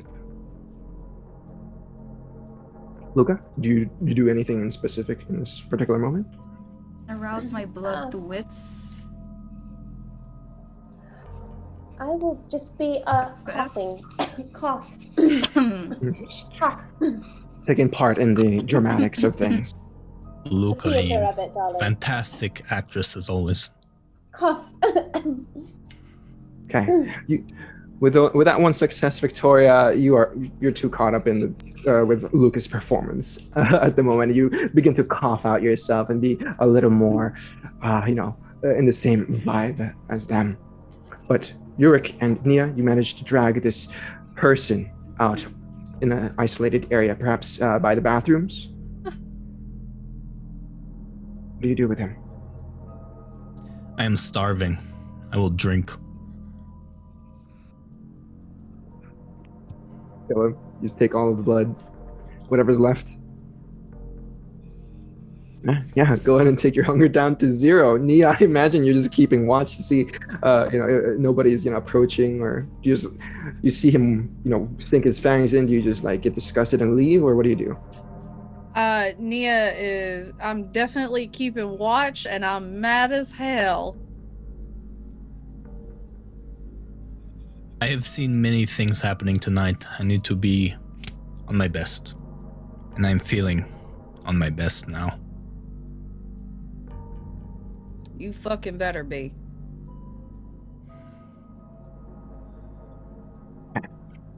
You managed to drain this individual dry, like your hunger down to 0. Yeah, you just witnessed this all. He just pretty much just sucked him up like a Capri Sun, and the person that was dying is 100% now deceased. So, did both of you, I guess, clean up? I imagine you put this guy in the bathroom so you don't just leave him there on the floor. I mean, if Nia does. It has the wound from where he fed knit shut. Unless he licked it, probably not. Did you close it, Yurik? Oh yes, licking like a dog. I'll go back, lick the wound, and then be on my way.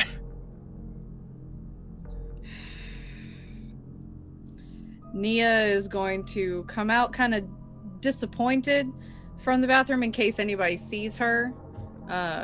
Is there anyone directly outside the bathroom that maybe followed them or is interested in what happened? Yeah, you see Bella Provolone approaching this direction. She is just floofing out. She's undone her dress a little bit, has her breast kind of, a little bit of spilling out, and she just doesn't care anymore. She's just fanning herself continuously with the invitation, and she just wants to perhaps wash herself in the bathroom, her face and whatnot. I wouldn't go in there. Did I see her walking out? You see her going inside, like she's walking that direction. I'm gonna Nia is stop in her. between. I'm gonna stop her.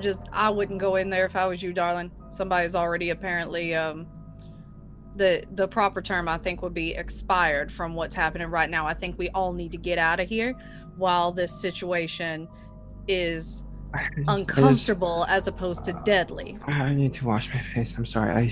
You can wash your face in your apartment, darling. All right. Go back to your apartment. Right. Okay. Go on. Okay. No, And Nia, she- it is like, am I around for this? You're perhaps dragging the body and then, licking the wound closed. Oh, okay.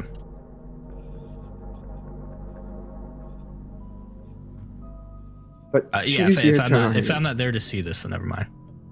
Yeah, no, just sending.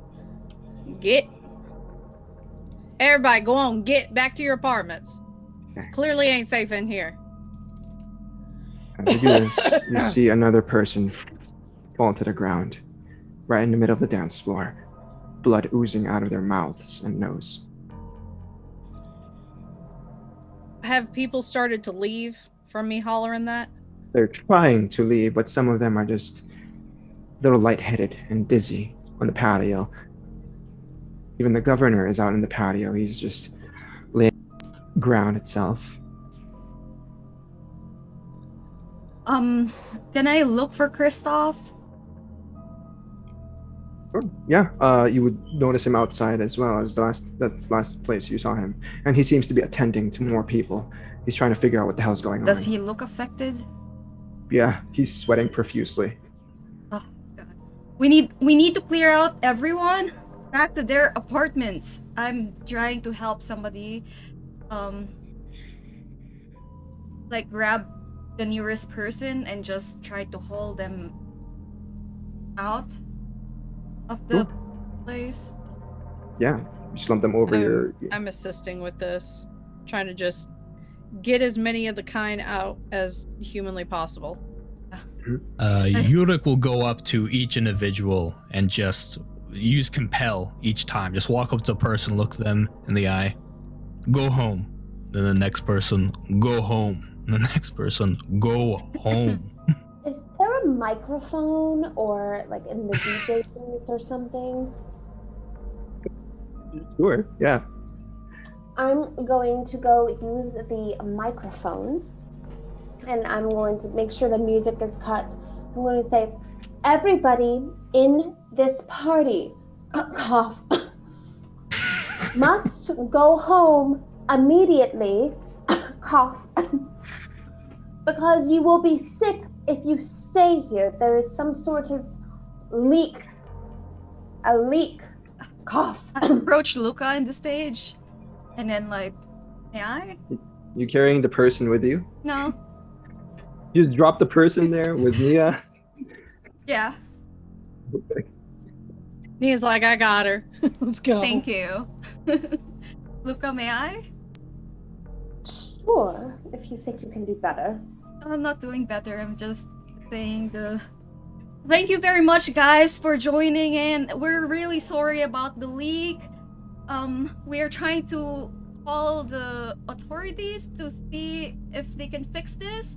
But again, this stream has been this show or this ball has been I look at Luca, this ball has been okay. Oh my god. But of course, don't forget, Carry and Comfort and the Moonshiners support this cause, whoever they are. Thank you. I need a roll because y'all are fumbling over your words. Victoria and Luca, please roll your charisma and your either your performance or your leadership. Oh my god. Please add your dice to it because.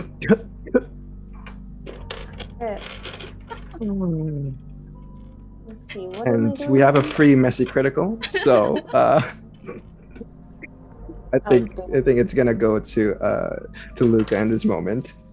Wait, and I add my hunger, right? Yeah, your hunger. And you can add your charisma. Your stunning dice pool. Yeah, I think you have 2 extra dice. 1, 2, 3, 4. 4. We add two dice. We add 2 automatic dice to that because chat has provided us a messy critical. And in this moment, it's very, very annoying for you, Luca, as the way Victoria has just stolen the spotlight from you, and that toreador inside of you kind of just irks you the way she just stole the attention, and you just want to rip her face off in this moment. But it is up to you if you want to follow this harm compulsion, or this dominance compulsion, rather, because of that messy critical. But because of Victoria's, even though she fumbled over her words, that's 8 successes, you see the people just nod their heads at whatever you're saying, and they also say, we also support Carry and Comfort and the Moonshiners and this cause, but they kind of just begin to shift away from the room, following your words. I will say out loud, make sure everyone can hear it. Event true, upstaging a toreador. This is quite the evening.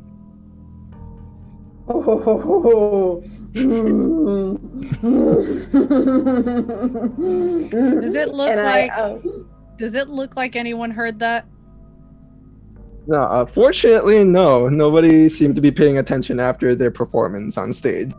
Nia's gonna go over and sucker punch Yurik. Strength and brawl. Yep. Yurik, are you taking this or are you dodging? You know what? Fuck it. Let me take that messy crit. Oh, she's taking the messy crit. Let's see that strength and brawl. Yurik saw this coming before he even uttered the words. He accepted his fate. 2 successes, I got 2 4 successes on the only 2 dice I had on this, and let's make it a messy crit. Messy critical with 4 successes. Unless Yurik dodges, what does this look like, Nia? Nia just walks straight up and clocks him square in the nose. Yurik, you are staggered by this, but you expected it, but you just didn't expect this much strength from Nia. This came out of the blue. You expected to get hurt, but not this hurt, and you feel a bit of your blood oozing out of your nose as you take a total of 2 superficial damage. I told you, watch your fucking mouth. Nia, please refrain from being so predictable in the future. I like predictable. How boring. Bravo. That's my girl. Yeah, why don't you go on holler praise set while you're at it? Fuck. The moment you say praise set, another individual drops dead on the floor. God damn it. We need to clear this area. I believe you have done so, Victoria. I am quite impressed. I do I punch apologize, her in the Luca, face. for Punch Yurik right in the face too. I'm mad. You're gonna punch her in the face? Yeah, I'm punching him in the face. All right, go ahead. Oh, and, you're punching Yurik? you're punching Yurik. Yurik or Victoria? Which one? Yurik, not Yurik. Victoria. Yurik. Strength and brawl. Yeah. Strength and brawl. Everybody hates Yurik. Well, I'm sorry. While they're doing that, can I check about the ventilation and this? I'm still trying to figure out if it's in the air. Yeah, sure. With 3 successes. How does this look like, Luca? It's Luca's never made a fist before, so it takes them a second. Oh, okay, and then she just.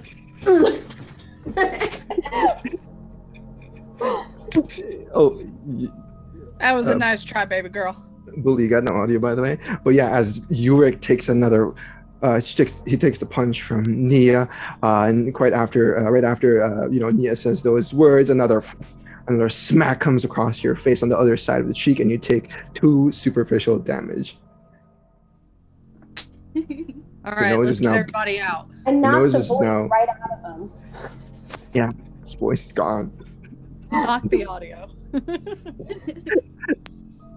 In any case, the scene continues as you see the people, all across the dance floor are now leaned up against the walls, fanning themselves. They are completely exhausted. Some of them are just completely taking their shirts off, as well as their coats, whatever dresses they have, and some of them are just in their underwear at this moment, and they don't care because they're pretty much just dying from the heat. Ooh. Victoria, as you feel the ventilation, the air conditioning, the central, I forgot what's called, the central heating system, you feel that there's barely any air coming through, and it's not cold at all. It's not. The air conditioning is not on. I'm gonna go down and look for the maintenance. Actually, I'll turn to Luca. There is no air coming out of this ventilation system. Where is it? Where's the maintenance? Do you know? You guys will know here? that it's in the basement, in the maintenance room. There should be a thermostat in this room. Should we try that first? Check it. And Nia's gonna make her way over to the thermostat to try and kick it on. Yeah. The thermostat is by this on the very back end of the stage, and there is a panel there. As you look at it, Nia, we notice that the display itself is blinking on and off, like someone's tampered with it. Fuck. Is this the kind of one where just like you can just hit buttons up and down to change it, or is it a more electronic one? Electronic. All right. I'm gonna go back to Victoria and be like, somebody's fucked with the thermostat. Might have to manually reset it then. Can you hear me now? Yes. Yes. Sweet. I'm assuming I got punched and some things happened. Now that I'm back, I can tell who fucked with it, as you said. I would like to touch it and use, what am I using? Spirit's touch? Yep, Spirit's Touch, to see the memory of this device and who messed with it before, if that's okay. Sure. Let me guess: ash, darkness, and ruin. Oh. Don't forget death. But go for it. Okay. What was your roll? 2? I'm gonna use some willpower on that bad boy. Successes might not be enough here. Oh 5 yeah, successes with now. 5 successes, Yurik, In this moment, as you summon forth your auspex, project on your senses onto this panel itself, you would see a a dark-skinned individual. He seems to be very stern in the way he moves. He's wearing a black suit with like a sort of lavender long sleeve underneath with a black tie. He has dark red dyed hair. Oh my god, how do you words? But yeah, you see this individual on the screen. I understand the individual who messed with this. I'll use Fata Morgana again and project this illusion of that exact individual I saw so the rest can see him. As he does this illusion, you would, Nia, you would recognize this person because of your 8 successes earlier. And you saw him walking around speaking to several guests, particularly on stage. Okay. Does anyone recognize this man? He was going around earlier talking to folk. I'm gonna look around and see if I see him in the room right now. Of course not. Time to go to the Do I maintenance see? room. Oh, sorry. Do I see any of the people that he was talking to? No. Fuck. All right.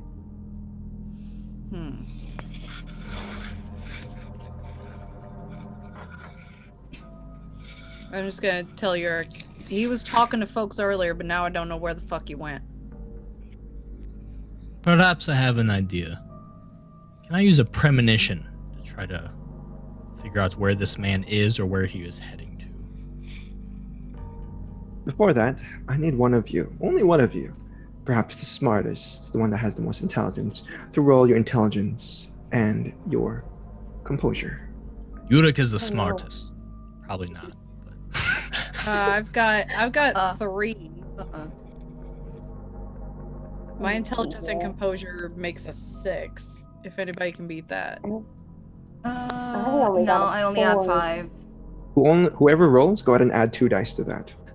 Okay. Because you guys are a coterie, and you've been in situations like, well, not in exact situations, but this is when decision making comes in handy, as you all notice that people here are pretty much dying, and you guys are running out of time. I'm gonna spend a willpower to re-roll, and I'm very glad I did. 4, 5, 6, 7, 8, 9. And Critical. then messy And also, crit. it's going to be messy crit It's if gonna it's be Nia. messy Yeah. crit if it's Nia. Oh lord, Yeah, okay. So it's I a get messy punched crit. again? It's a messy crit with 9.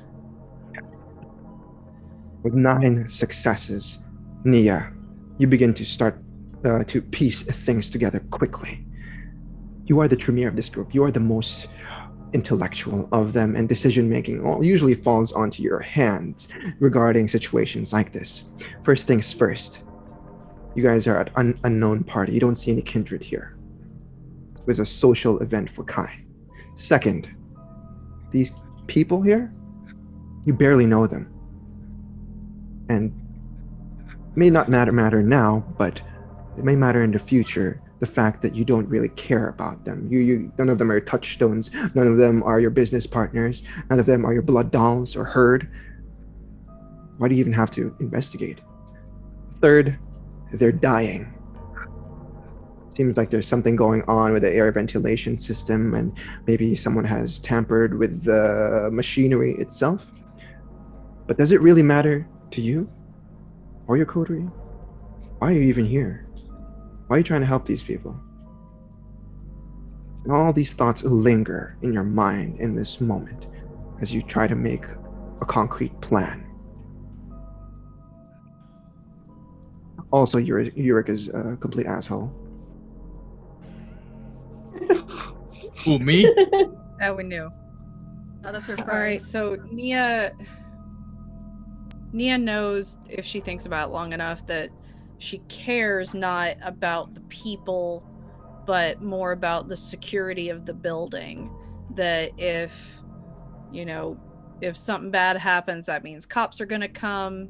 maybe Christians, the last thing we need. And so we need to get this resolved to protect our own hides. She doesn't really care about who's dying. It's more that it's drawing attention. And so we need to find out who did it and why.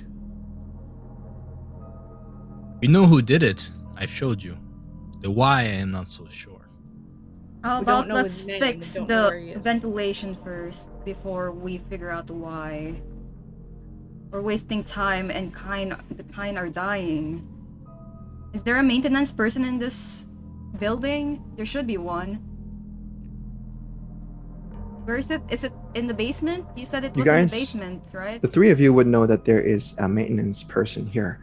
His name is Thaddeus Finnick. He's a nervous old bat who has been working in this particular building for the past few years. If anyone was to know anything about systems and whatnot, it's probably him. But Where's Thaddeus could fix this. Well, let's find him. All right. Let's. Would we know, is he the kind of maintenance man that lives in the building, or does he come to the building? You guys don't know. He just comes and goes whenever he wants. Okay. I'm going to take out my phone and try and dial the maintenance number. There's no signal. Landline? So, well, if they had a landline here, maybe against the wall next to the control panel, as you pick it up, you don't hear anything on the other line. We know where we can usually find him. Does he have like a office here, or does he live in this building? Well, he's the maintenance person here, so maybe in the maintenance room might be a good place, or the lobby or something. I will But- head that away.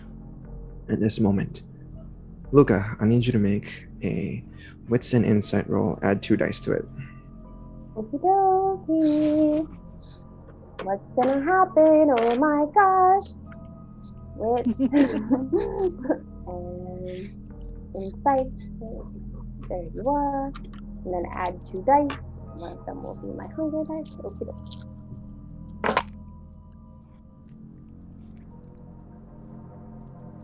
7. You feel it. You feel something in you begin to crumble. This attachment you have to a particular someone is beginning to fade away.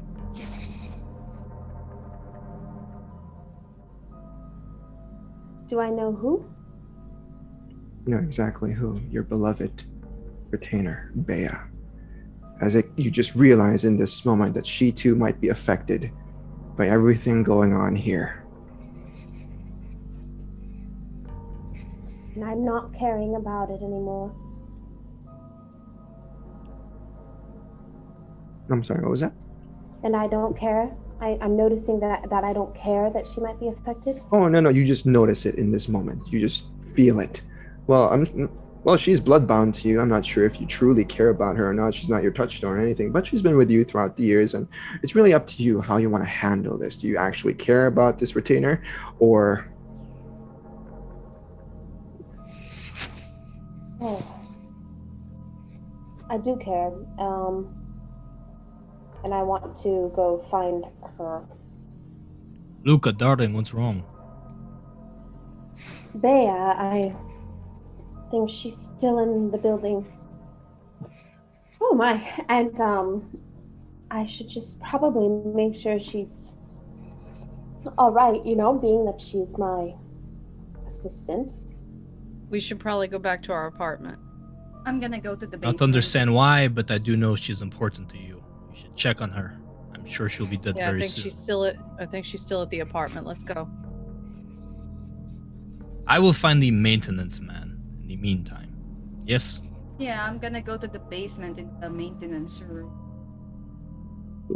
And I'm gonna take Luca because I can tell that something's happening to her, and I would imagine in my age I understand that if something's happening to Bea, she's affected. So Mhm. Absolutely. we're just gonna. The 4 of you exit the actual ballroom itself, and immediately as you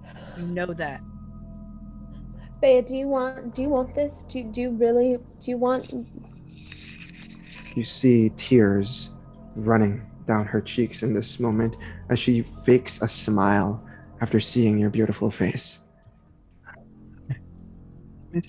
I missed you. Luca, darling, Do you she want- ain't in a mind to make the decision. You're gonna have to make it for her. And I embrace her. And Nia's just gonna put her hand on Luca's shoulder and just squeeze it.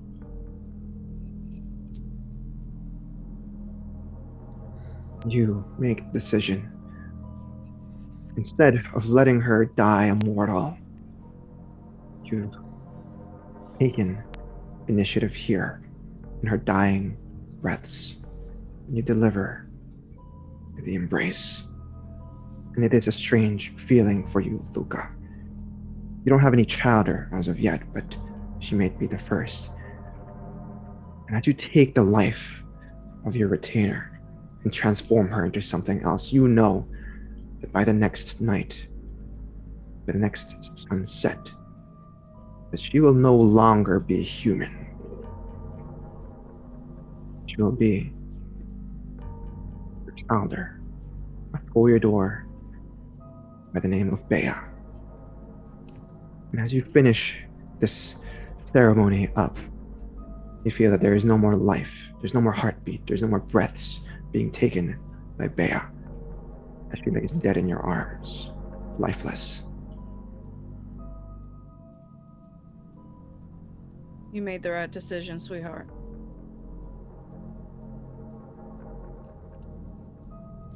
I couldn't do anything else. There was nothing else I could do. She knows our life, she understands.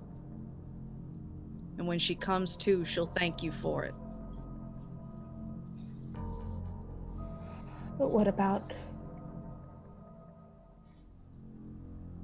the cam? What about him right now?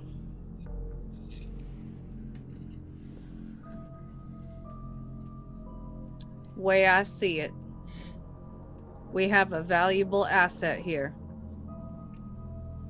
A valuable asset is something that the Camarilla can appreciate. This was a split decision in which we did a damage assessment and decided that it was better to maintain an asset under the Camarilla umbrella than to let them die, and that is how we will present it. We did this to preserve the strength of the Camarilla. She Plus had she has a lot of abilities. She has a lot of connections. She's worth more to the tower than if she had just died sad on a couch. And I'll back you up on that. Plus she had great taste. She'll make a fine Toreador. But we gotta figure out now who did this to our building, so let's get her somewhere safe and figure out who the fuck invaded our home. Right. Good? Yeah.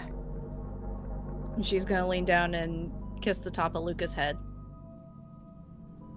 And go to her room real quick, and I'm going to grab my prepared steaks. I've got 2, and I'm gonna shove 1 in each boot. Perfect. As the both of you get ready to descend the Ivory Estates, we'll bounce the camera over to Victoria and Yurik as you both descend onto, the actual staircase. Remind you, there's 75 floors you have to go through, so I'm gonna need the dexterity and athletics check to see how fast you can do this. It's well past 1 a.m. 2 successes for Victoria, 1 success for Yurik. Yeah, you guys take your time. You guys think you're moving at a fast pace, but you are unlike Luca, who has celerity. You guys don't. You think you're moving fast, but you're not. Just go floor by floor. You actually take your time. But as you guys reach perhaps the 50th, 60th, 50th floors, you would hear a piercing wail that echo throughout the chamber, the staircase. Someone screaming, a woman's voice. What kind of staircase is this? One of those oh god, what is it called? It's square, and it kind of goes from one corner to another. Was this above or below? Below. Perhaps maintenance can wait. This seems pressing. The maintenance Do you have a is way at to the get down there basement anyway. sooner? Sure if this will work, but I summon the... Alright, I think you have soaring. Do any of you have soaring leap or Nope. weight of the feather? No. Never mind. you know Yeah, what? I I'm gonna like try to jump. Is there enough space for a human, like a person to jump in the middle? What kind of staircase is I mean, if you jump right in the middle, you might just fall Yeah, I'm gonna summon to the the ground. Arms of Ahriman. Alright. In Look front at of you, Rick? Yorick will just have a huge smile on his face. Oh, this is quite a turn of events.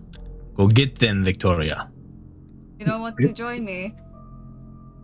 I'll be there when I'm there.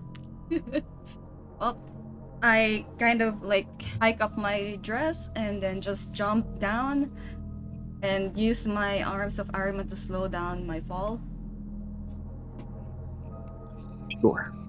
For this particular scene, let's say that you use the arms of Ahriman, the shadows itself, as they kind of pull around you and use it as a support to get you down there. As you draw closer and closer, you would see two individuals, silhouettes at first because it's completely dark. But you would then Eyes see... of the Beast. All right, you activate Eyes of the Beast and you can see completely in the dark. All right, so in this moment, as everything clears up, you see two silhouettes on maybe the 52nd floor, 51st floor. One of them is very tall, muscular. The other is on the ground. And you see, just from where you are, swift kicking movements. You draw closer and closer in, heightening your senses a little bit with your Eyes of the Beast. You see an individual who has a leather jacket on. He's got like this mohawk cut that's not even actually put up right now. I forgot what the haircut is actually called. He's got scars all over his face. He's got like these piercings on his ears. He's got tattoos on his neck. And he seems to be just kicking and kicking as you hear the sickening thuds. A woman's body getting beat in the face, or kicked in the face rather, as he delivers one powerful blow to her jaw, cracking it. You see Susan Boyles on the ground. Oh, because of you, you stupid fucking bitch! He kicks him again. Said hey! He kind of looks in your direction. He sees that you're floating in the air and he says, "What the I fuck? kind of like just jump down to where it is. This is none of your business." It looks Leave. like it is my business. He kicks her again one last time as she Beating an lets out old like woman. another screaming help. Really. Classy. You don't know what she's done. And what did You she don't know do? what the fuck she's as done. I'm approaching. Stay out of this, lady. This is none of your business. I'm making it my business, sir.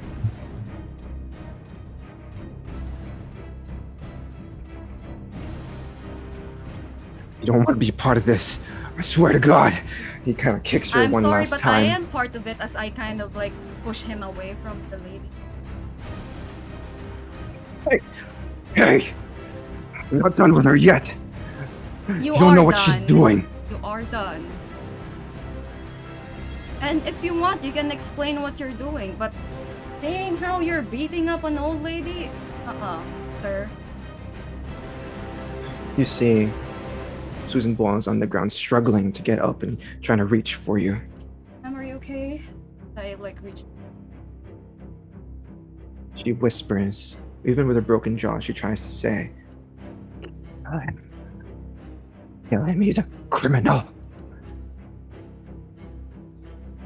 Can you get into your room and lock the door? She's on the ground. Her legs are broken at this point, and her jaw is dislocated. Well, I'm gonna try to lift her up and then look at the guy challenging. Well, aren't you gonna scram? You don't know what she's done, and she kind of pushes you away. Tries to push you away and separating you from her. He's not gonna do that. The moment he tries to push that, I'm going to try to grab his arm and then just throw him away. Okay, let's see that strength and brawl, please. Okay.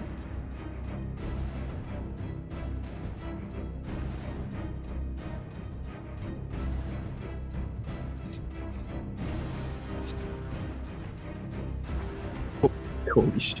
Yeah, okay. With Messy crit. 7 successes. What do you want to happen to this guy, Victoria? I kind of throw him out into the To staircase. the square itself? Yeah. Down the stairs or just out, onto, for him to free fall down He onto. fall down. Oh my god. Yeah, as he kind of tries to grab you and choke you, he kind of, you with your strength, you manage to parry his arms away, and you push him by his chest, and he hits the rails. He falls backwards onto the ground, cussing and screaming all the way through. Right. Are you alright, ma'am?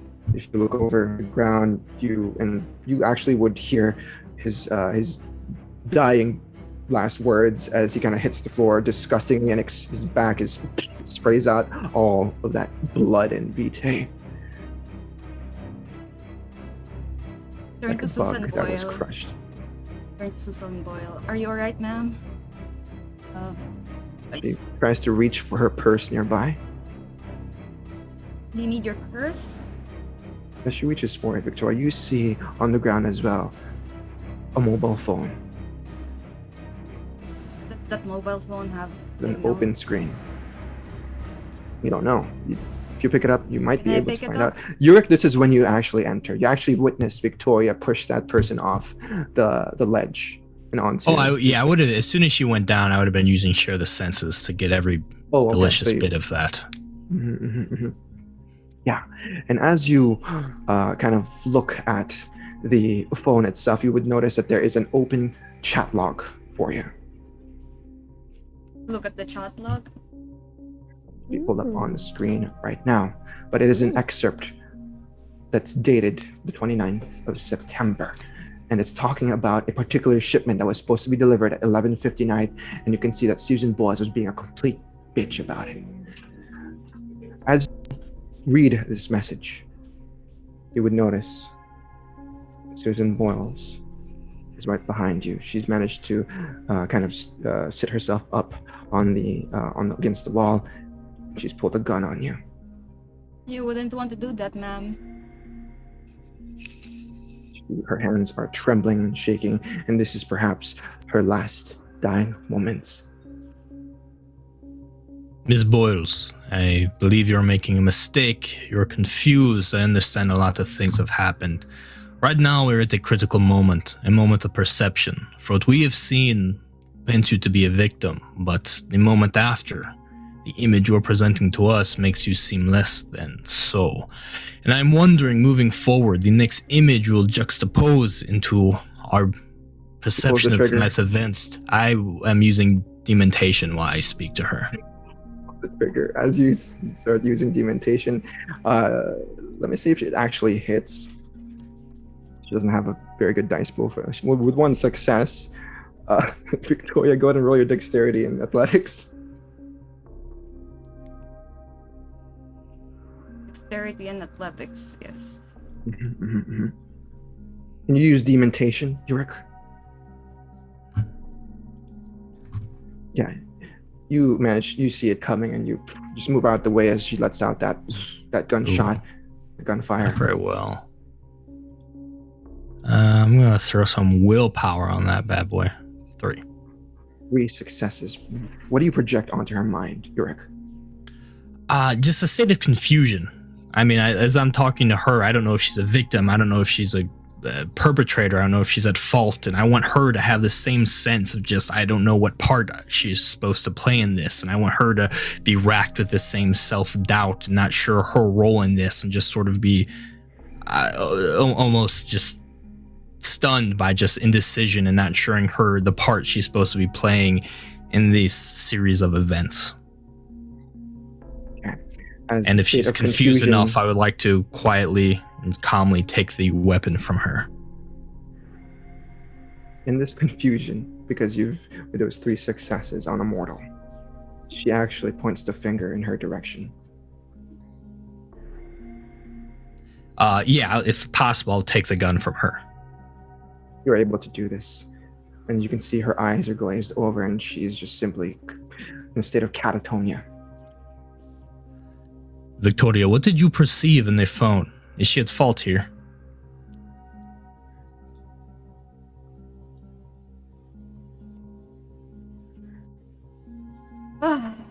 Something about the delivery, but she was being a bitch, being a Karen about this whole thing.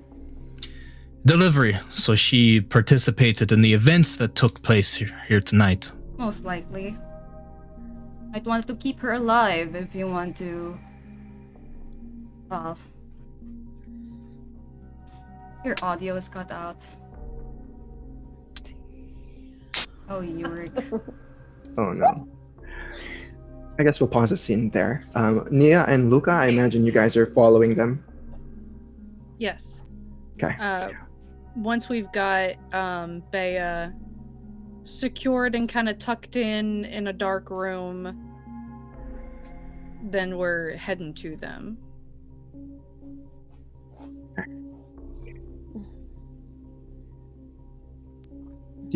So you don't bring the Bea along with you then? No, No, mm-mm, for what I- she, Okay, yeah, not a for what problem. she's been through, she needs to rest. Okay, perfect. And as both of you kind of descend the stairs, you would hear screaming and a gunshot and, a loud, few words being exchanged between some certain people. You don't hear all of it, but you do manage to catch some of whatever they're speaking of. But eventually you guys make it to the 52nd floor, where Victoria, Yurik, and a Susan Boyles that is bloodied up on the ground What are time having is this it? conversation. What time is it? Approaching 2 o'clock. What the hell happened here? Well, I kind of turned the camera, the phone towards them with the chat. Looks like Miss Susan Boyle is part of the reason why this is happening with all the things. Something about a delivery at midnight, and as I recall, this whole thing happened exactly at midnight. We need to find out what the hell she had planned and why she did this. Do we know where her apartment is? Yeah, it's on the 50th floor. Can we get Is her? she like clocked out? She's Sorry. dying in this moment. She's taking her last few breaths. Can ask her questions Let her. or keep her alive. I'm actually gonna, since we're trying to get answers out of her, I'm gonna flick on Daunt. You approach her? Yeah. With Daunt on? Yeah, okay. Yeah, you see the look of fear in her eyes as you approach, and she doesn't know what to do in this moment. First of all, she's dementated, and so she's in a state of catatonia. Second, she is just oozing with fear right now as you see her eyes kind of dart between you and Luca. Tell us why you did this.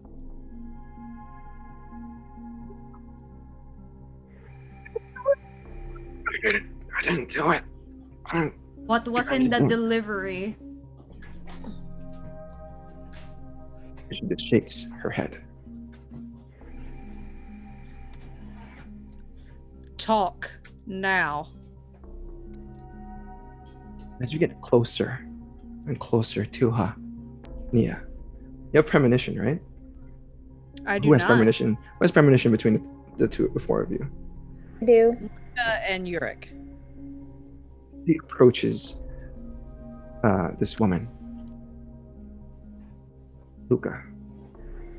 You begin to feel a certain emotion in the air, and it's kind of messing with your own vibe, this fear. And I need you to go ahead and roll your premonition, please. Got it.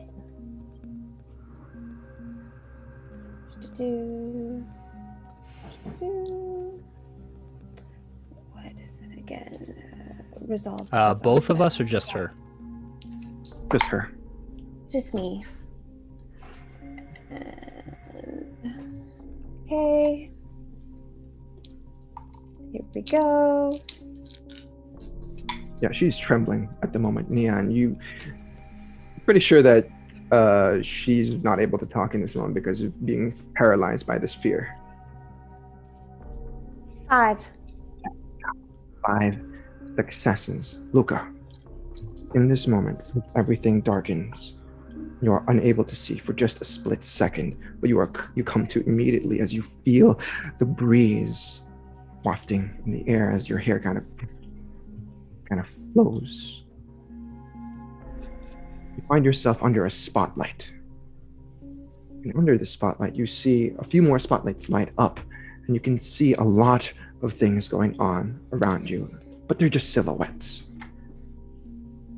There is a stone step path that leads forward. And you find yourself walking in that direction.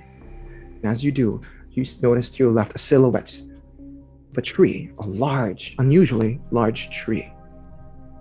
Your right, there are squares, rectangular shapes that are in a raised platform. There are shadows on top of the squares itself, these leveled platforms, and they look to be flowers or grass or something. As you keep moving forward, you notice a few more of these rectangular raised platforms, like garden beds. And as you do, you see right in the center, spotlight turns on. Under the spotlight, you see 3 silhouettes. One on the left is wearing what seems to be a robe of some sort that kind of flows from her shoulders down to the ground. Can't see their face or what they look like though. In the center, in the center, there is an individual that is kind of leaned over the garden bed itself. And on the right, you see an individual approaching. On their right hand, is a very sharp, very shiny knife. You hear some muttered words here and there, but you can't discern what they say. But after a few moments of deliberation, you see the individual on the right-hand side, that silhouette, take that dagger and with one fell swoop, impale it right on the middle person's throat. And as that person's silhouette begins to bleed out dry onto that square, you notice the person on the left-hand side, the silhouette, look in your direction. You can't help but feel them smiling as you are snapped back to reality.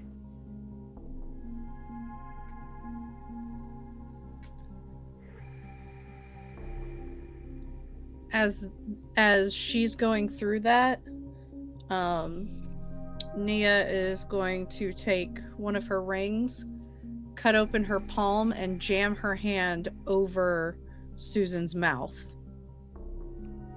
to force her to drink to heal up enough to answer questions and to ghoul her. Ooh. Interesting. Okay, yeah. You managed to do this quite easily, as she offers no resistance to your daunt is active, so she is just in a state of fear and compliance. And you managed to do this. Victoria and Yurik, you notice that Luca is gone for just a moment as her eyes kind of roll back up, but Nia is doing the thing, ghouling Susan Boyles. Luca, what is it?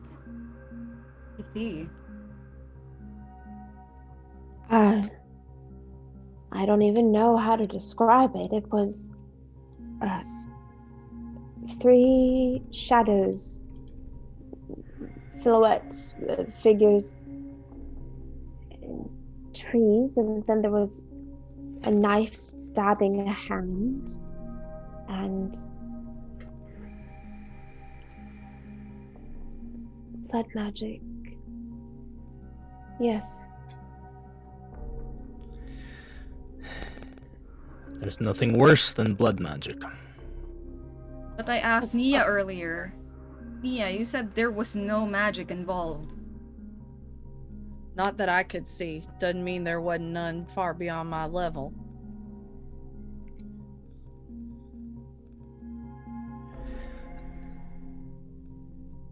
Did you see the culprit? Do we know who to go after?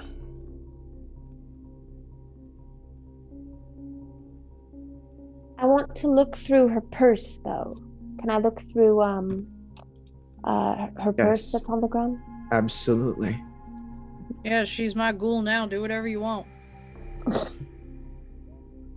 You ruffle through some paperwork and things like her belongings, her phone, or whatever.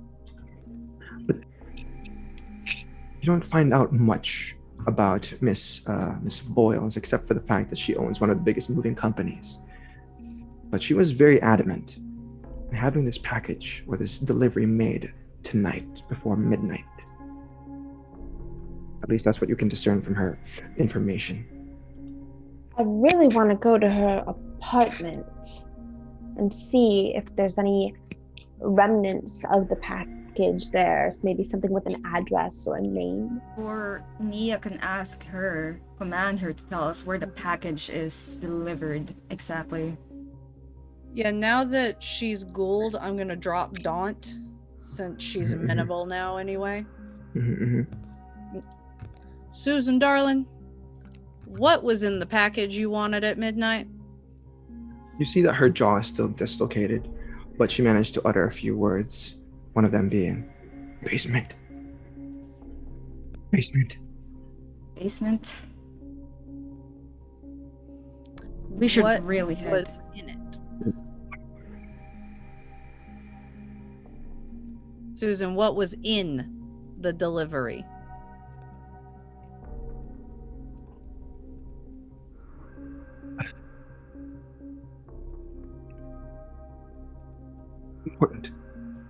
Important things. Important. Yes, she tries to grab onto her jaw and try to, place it back together, but just blood is just oozing from her mouth, and she's taking quite a bit of damage. Well, I think we know where to go, yes? Yes, time to visit that basement. And I am going to look at Susan. What's her body build like? She's rather about 5'3" at most. Oh, okay, she's little. Mhm. I'm gonna hoist her over my shoulder, fireman carry style, Okay. and she's coming with us. All right. You guys just proceed down. Here we go. Luca, what happened with your friend? Oh, with Bea, she's fine now. It's fine now. What did you do? We have to talk about that. We have to talk about that. We have about 50 floors to gonna go be- down. We can talk on the way. Oh, yes. Well, she is one of us now, so that happened. So You embraced we her. will deal. Yes, I did. I think she'd We make a took- very good kindred. We took a review of her connections and assets to the Camarilla and found her wanting, so we brought her in. Perfect. Did any of you have cut a piece, a flower or a rose, and bring it along with you? Nia probably would have stuck one like in her hat. And the rose that was given to Victoria would probably be around here. Yurik did not like his flower. It was nowhere near him. You're as rude as hell. Put As you mine in guys the vase. descend. Oh, sorry, go ahead. Oh, I put mine in a vase. It's no big Oh. thing. It's just a crystal Tiffany vase. All right. So it's Nia and Victoria that had the roses on them, right? Perfect. Okay. As you guys make your way down, I need all of you to make a wits and awareness roll. I'm scared. Yeah, I don't like when an ST asks me to double check that there's something on my person. Yeah, this is weird now. I'm like rethinking everything. Okay. Oh, hell. That is going to be a 3 messy crit. 3 on a messy critical. So that's 5. And then Victoria with 2. Luca? I got.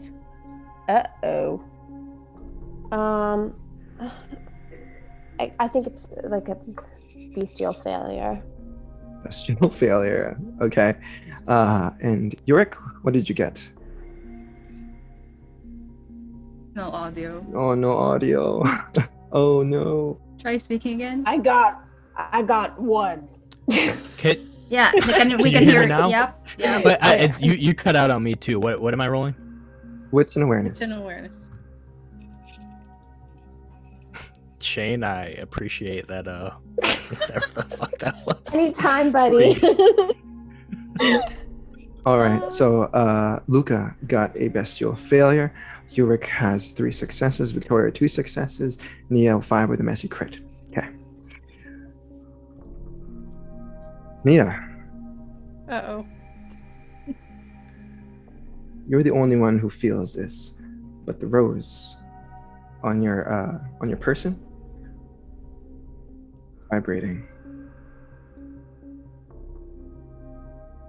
Like, is it like a hum vibration? It's very, very gentle vibration. Is it getting stronger as we go down? Mhm. I'm gonna stop walking. What's up? You're gonna think I'm nuts. The further down we go, this fucking flower's starting to shimmy and shake. You say shimmy and shake. Yeah, it's vibrating. One or the other would be fine, but both are cause for alarm. I will reach out It's and use getting- Spirit's touch on this flower. I want to see where this flower span, what emotional residue is on this flower. You're gonna touch the It's flower? stronger too. Oh yeah, Resolve composure. I'm gonna surge this. 'Cause I'm sick of rolling bad. There we go. I need you to roll resolve and composure, Mr. Morozov.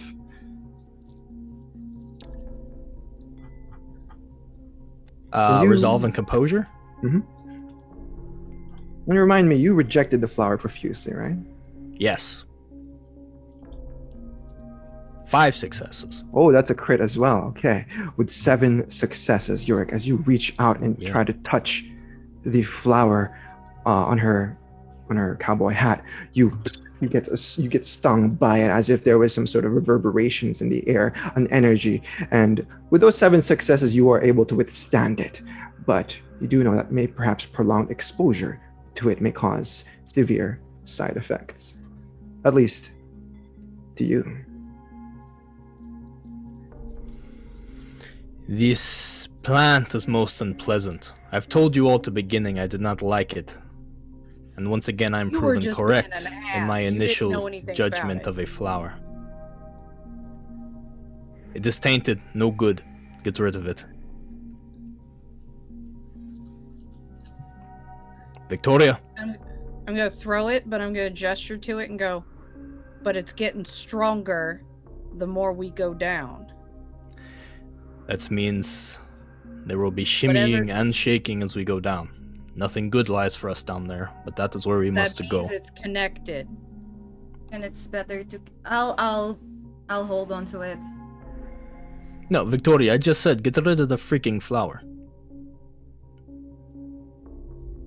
might guide us to where who Are did you this. telling me that the Never mind. Wait, who gave us these flowers again? Bea. Her assistant. Bea. You know, once again, Yurik's intuition is always right. I did not want to say anything, Luca, but as soon as you told me that you embraced her, I immediately came up with a plan to kill her. You did not have permission to embrace her, so I was going to take care of the problem for you. Now I am certain that this was the right course of action. We will go down to the basement, we will deal with whatever is down there, and then I am going up and I'm going to kill Bea. Yurik, if you fucking touch Bea, I got one for you. You have already hit me once this evening. We have agreed. 1 punch per evening. Do I'll not hit exceed you your more limit. than a punch. You're not touching Bea. We've never agreed to that. First of all, Bea is the one who gave us the you- flowers that Yurik are connected has- with all of these bad things. She needs to go. let's all Yurik. calm down, and I use the voice of Hardestat. For a Use second. the what of what? You hear the voice of Victoria kind of boom out in this particular instance. It echoes throughout the chamber, and all of you feel like you have to listen to her. Who the hell does she think she is? This occurs in both of your minds, Nia and Yurik, as well as Luca, actually, all three of you. Who the hell does she think she is? But you fight that thought just for a moment. And you don't kneel, but you heed her words as everyone just shuts up for a moment and be amicable. Priorities first. We need to get down to the basement and fix this issue before all the kind in this building is dead. Second of all, the prince will decide about the fate of Luca and her childer, not you, Yurik. You have no position to pass judgment on somebody else.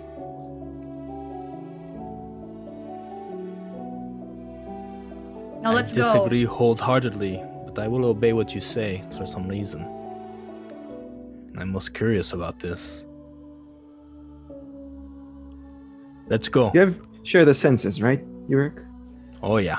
Oh, you feel something in her blood. You just know there's something more to Victoria Hart than she is. There is this commanding Yeah. presence underneath. Curiosity is piqued, but he's gonna file that away With for just a little bit. With my extremely high occult, would I be vaguely aware of what just happened to us? Oh yeah. Oh yes. You feel that there is something. She's not a regular neonate. You can Yeah. tell in this moment. With your you have 8-9 dice regarding this. You know that she's not just some random foreign diplomat. I'm going to, as we're walking, I'm going to go up to her to walk beside her. I'm just going to drop my voice down low, aware that everyone else can hear, but it's a little for show. And just going to drop my voice and just go, "You got a lot of things you're not supposed to have, little one. We're going to talk about that later." Priorities again. Let's go. And she's gonna call back over her shoulder, "Yurik, you fucking touch Bea, I'm staking you, I swear to God." Yes, I hear you driveling and driveling. I've heard this a lot before. Fuck off. We'll do it when I do.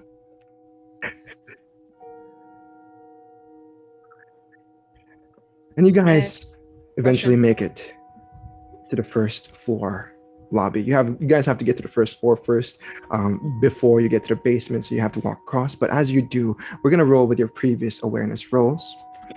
You guys, well, only 1, 2, 3, 4. Who had 4 successes or 5 successes? That was Nia, right? Yeah, with Nia's 5 messy crit, just a regular crit at this point. You see quite a few things here in the lobby. Silhouettes of individuals sprawled out across the ground, the desk, some of the furniture, they all face downwards.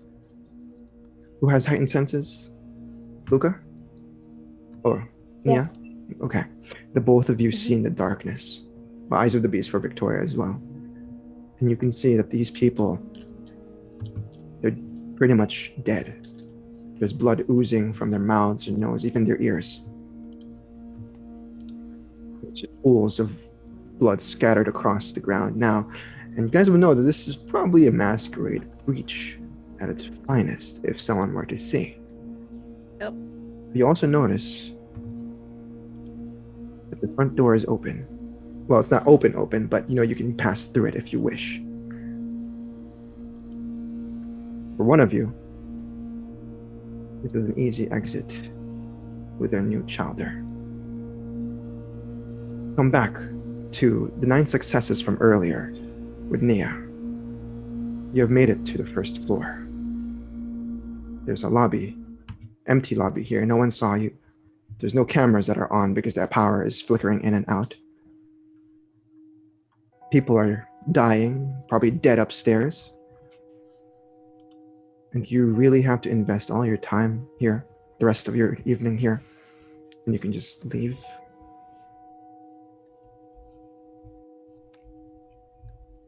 Nia's gonna push through it to go to the basement, but Nia's already making a plan for the fate of the building. Luca, your heart drops in this moment as you know that you have to make a decision here. You can leave this place along with your chowder, or you can continue your investigation. I turn to Victoria and I say, the door is right there. You don't have any reason to stay. We can take care of this. This is our home. You are free to go. The kind is in danger. And I can't just Who gives a leave. fuck? I do. For why? Do you need a big reason why? Yeah, I think I do. I think I need a reason as big as a high-rise building filled with dead people. Why you still care to be here. I can't just leave a building full of dying people.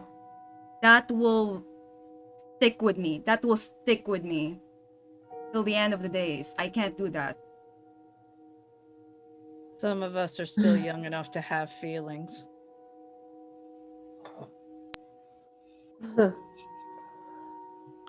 How about you? You can just leave your little childer.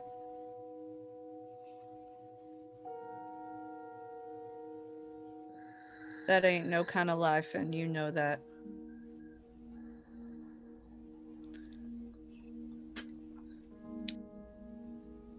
Let's figure this out and get out of here. Yes, let's. The voice of the Camarilla, with a heart soft for the kind. This is a very, very interesting evening. Called youth, Yurik. She'll get over it in time. Let her have it for now.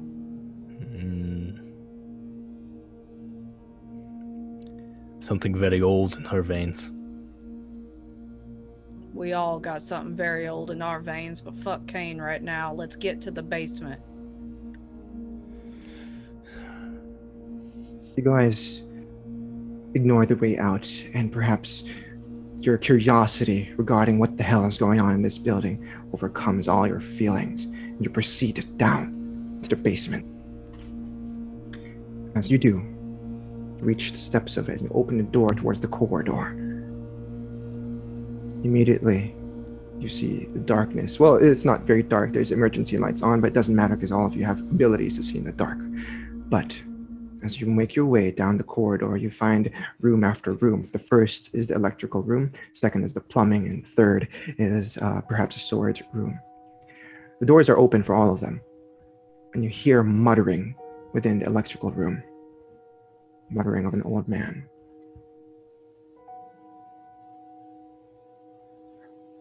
Do any of you have Sense the Unseen active? I do. I left it up. I would as well. Me too. We'll get to that in a moment. But on your left-hand side, you see the electrical room. Inside is a man in a jumpsuit. He has long, kind of wavy, messed up gray hair. And he is very, very much... he's not standing. He's on the ground. He's rocking back and forth with a wrench in his hand. Do we recognize him as the maintenance man? You recognize him to be Thaddeus Finnick. Nia's just gonna go in. Thaddeus. What's wrong? He says as he kind of clenches onto the wrench itself. He kind of hugs it tightly. He's shaking and trembling. It's okay. You see him looking only at the both of you, Nia, Victoria. He doesn't pay attention to Luca or Yurek. And as you get closer and closer to him, he kind of shuffles backwards, further and further deeper into the electrical room.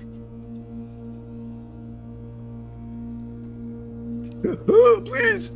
I compel him. Sit. Well, he's seated. He's on the ground, rocking back and Oh forth. yes. Stay. Treating him like a dog. Okay, that's cool. Whatever happened to the kind, caring about the kind? You just treat him like dogs now? Okay, yeah. We need him to stop moving. Yeah, his eyes glaze over for a second, and he just pauses. And he's still looking at the both of you, his eyes darting left and right. Tell us what happened. We're here to help. I tried to fix things, he says. And you look over the electrical outlet on the wall, the panel. There seems to be sparks and stuff flying out from it. Did you get hurt?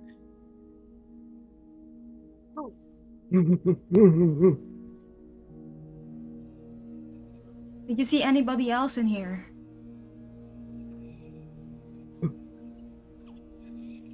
Young women. Young women. Does she look like? He kind of covers his ears in this moment as he kind of rocks back and forth even further. He's probably losing his mind. Yurek, you are Malkavian, and you recognize this loony individual. He's not Malkavian. He's probably human, but he's exhibiting the symptoms of mental issues. Perhaps then I can make sense of what he perceived, that he doesn't quite know how to comprehend what he perceived. Perhaps Yurek knows. Sure. Would I be able to...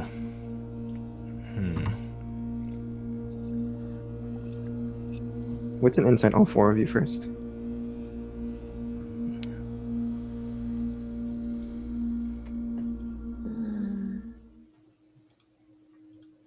gonna search this. Search as well.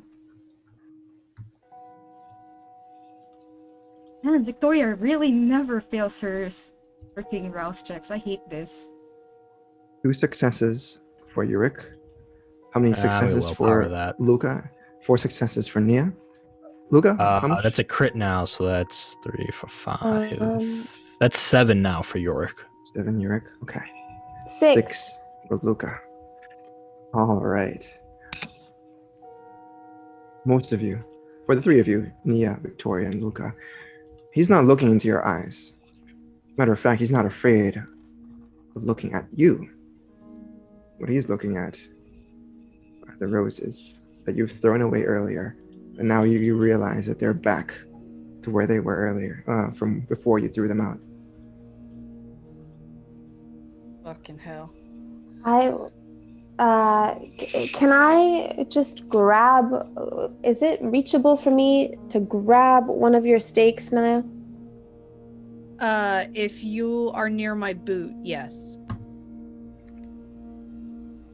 I'm going to grab a steak and run up. I'm going to run back to my apartment. using traversal. Okay. And you would know just from being with Nia that these are shaft of belated dissolution. Oh my gosh. Okay, yeah. As Whew. Luca's running off while I have eyesight with her, can I activate Share the Senses to see experience what she's about to do?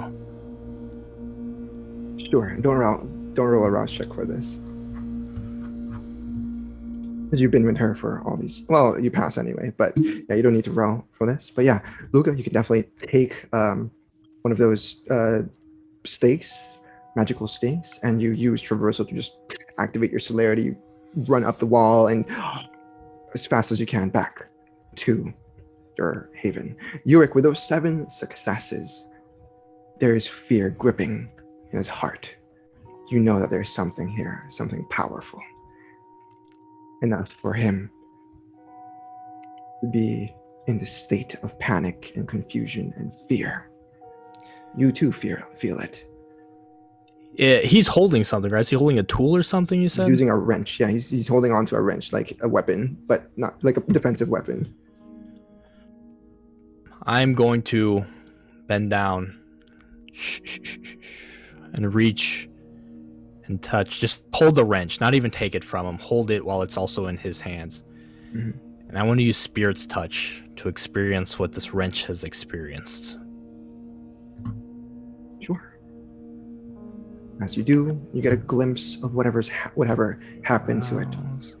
You actually see Thaddeus kind of trying to fix the panel itself, and he's not doing a very good job, as he just kind of, just kind of hammers it into place and tries to fix it, tries to unscrew a couple of things, but it doesn't work.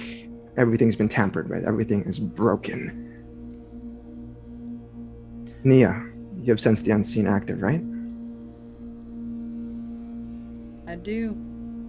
As Yurik enters the maintenance room, you feel a certain pressure emanate throughout the corridor behind you. And as you look, this is the first time you see this. There is a trail of blood against the wall leading down the corridor, and this trail is glowing.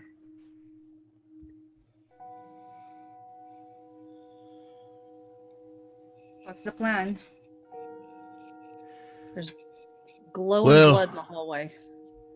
Yes, a trail of blood leading to where we likely need to go. Currently, Luca is doing what Nia threatened me not to do. Should we follow the trail? It's her child, or she can make the call, not you. Of course. I still got one for you, buddy. Keep talking. Let's go. Okay. Does This not look way, good. Mrs. Hart. I will answer all your questions after we save the Kine. But for now, Don't recall having one. priorities. All right. So, as you guys make your way down the corridor, leaving Thaddeus behind, you eventually come across a path that splits left and right. To the left is an exit towards the parking lot, and immediately you see a large moving truck. Back is open. There doesn't seem to be anything inside. Maybe it's been emptied out. I suppose that's where the delivery was. Where's the package? As you turn to your right, there is brick wall. But it's not a regular brick wall, Nia. There's something about it. It is warded. Underneath that wall is a hole you can crawl through quite easily. Can I tell what kind of ward? Sigils that are much different from blood sorcery. Hmm.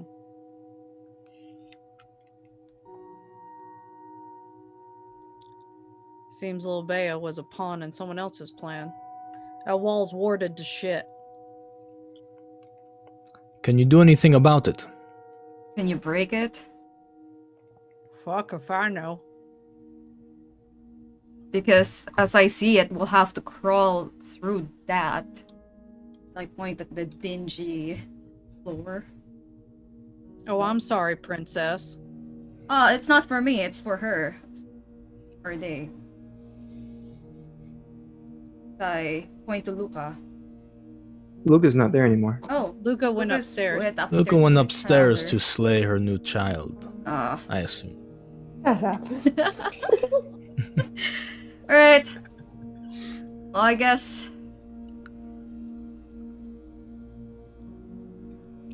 I'll crawl in. All three of you crawl into this little hole? Oh, I'm going last. Sure. Yorick's not going in. Yurik's not going in? Guess I'm the only person going in. I'll go in behind you.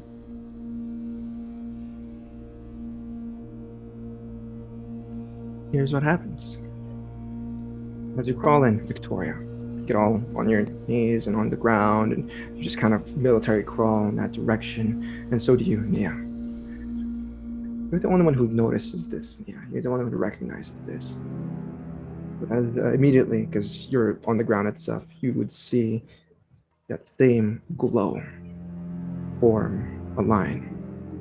And in this line, as you stand up and get a closer look at this place, you see that it is forming a large circle in this chamber. In that circle, there are multiple other runes and sigils inscribed on the ground. You see a candle that is dying.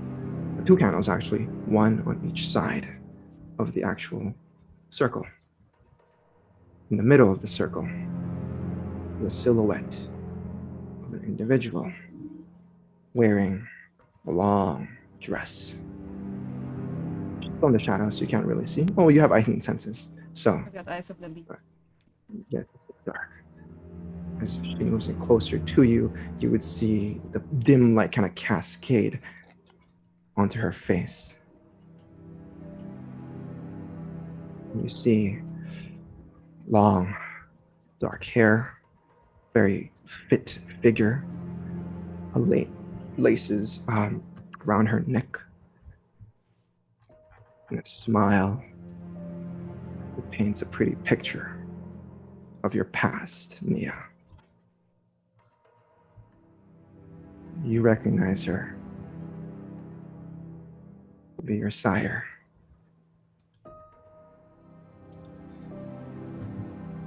What's her condition?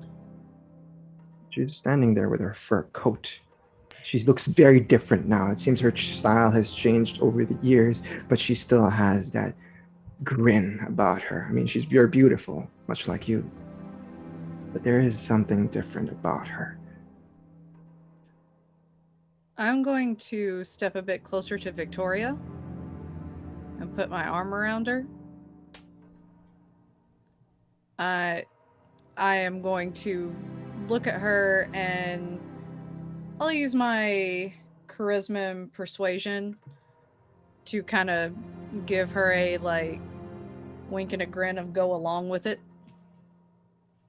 And I'll roll for that.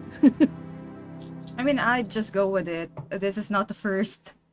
Okay, that was going to be a 10 anyway. So Oh, During this, can Yorick just keep flipping his senses between Victoria and Luca? And Victoria and Luca. He's trying just to perceive everything going on with all of these different parts being played right now. Trying We'll to get to figure that. out suddenly the getting saucy where to feelings from intervene. Victoria. we will get to Yorick in a moment. Yorick suddenly getting like, Victoria's feeling saucy. But she's just like, Juliet! Fancy meeting you here? Hello, Nia. It's been some time. Indeed it has. To what do I owe the displeasure? She waves her hand as you see the wards light up behind you, and the bricks kind of the hole is shut. And then pull Victoria closer. How I miss you, dear. That makes one of us, doesn't it? Hmm. You see, I moved on. About fucking time you did too. It's been 100 some odd years. Oh. Is that why you think I'm here?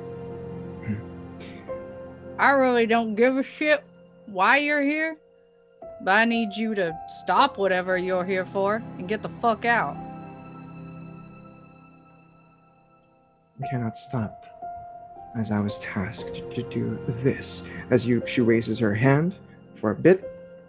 You see the blood kind of, the tips of her fingernails, tips of her fingers are pretty much doused in blood, and she kind of just pushes down on the ground immediately in one swift motion, and a blinding light emanates from the room, and it kind of blinds the both of you.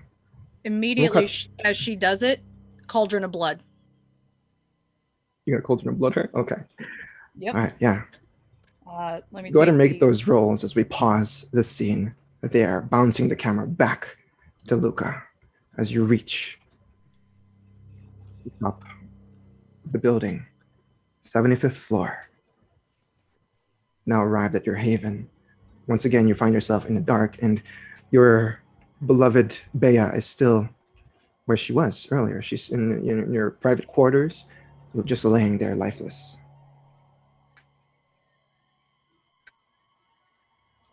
I have the stake in my hand, and I kind of squeeze it a few times as I stand there looking over Bea.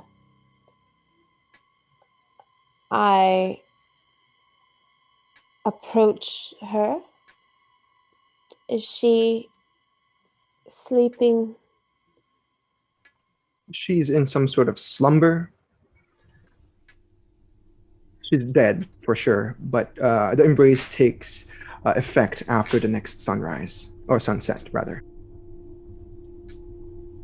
I put my forehead against her forehead, and with my eyes closed, I say to her, I wasn't sure.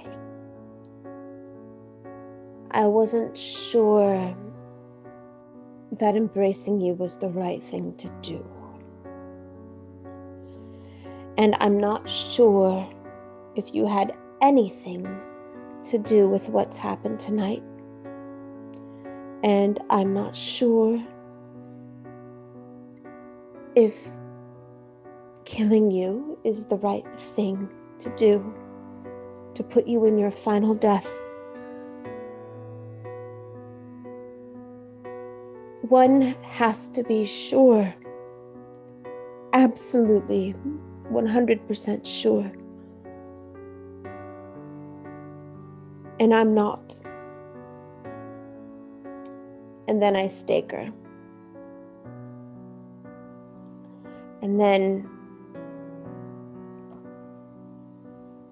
I take her body to the outdoor patio.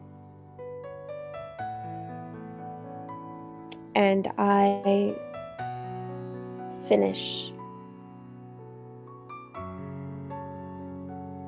And that's that.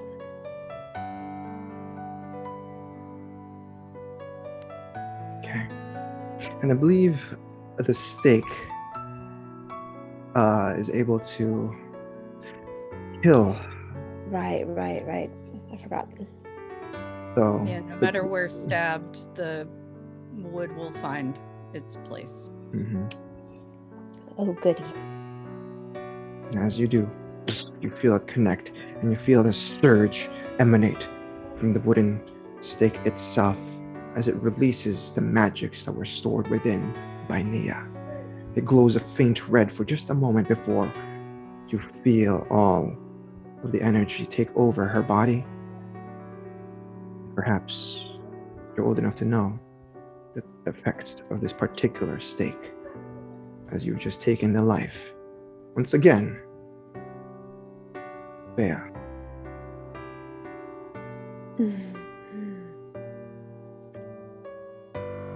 This is the right thing to do.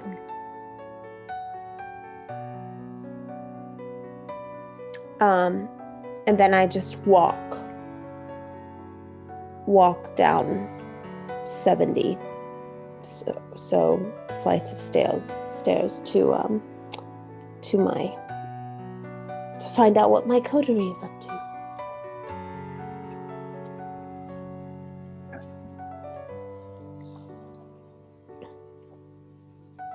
We see this scene as Luca, a little bit emotional in this moment, leaves her haven, closes the door, and there's just this internal conflict happening, and all these emotions are running through. Perhaps she doesn't know which decision to make, but she does push forward and move down the steps once again. This time, are you doing celerity or just calmly, casually? I'm moseying.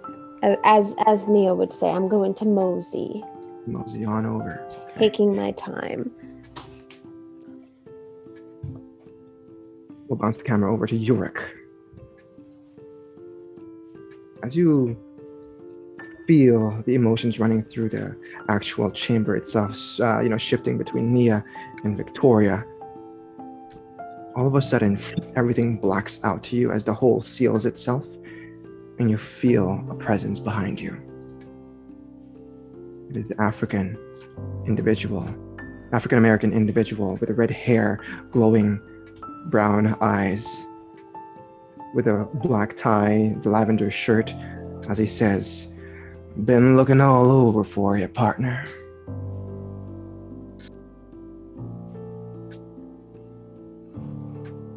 Oh man, you have no audio. I've been looking for you too. Oh, no audio. Oh no. I wish I was. What about now? Oh, There you fuck. go. There we go. Thank you, Shane, for once again knowing exactly what I was gonna say. His other senses was on Luca and Victoria, so you'd have just probably pulled out of seeing Luca do what Luca needed to do. Mm-hmm. To hear this voice turn to him. Oh, I have, my mind has been everywhere, except on myself. How rude of me not to see you approaching. What do you need? As you turn around, you finally recognize who this person is. He used to be an actor. He used to be part of your scandalous movies and such. You know that you guys did not end on good terms. You realize that this is Redmond, one of your many enemies.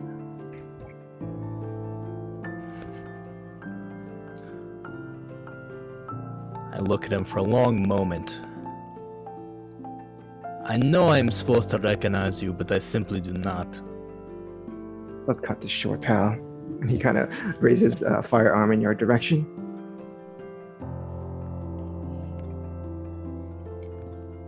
Ah, well. At this point, Yurik would like to use Fata Morgana to make multiple Yuriks appear. Let's see that roll. So maybe perhaps Redmond would not know which one to shoot at, which is the real Yurik. I believe the counter roll for that is intelligence and the composure. I get a little hungrier, I'm What's aroused. the composure? Let me double check.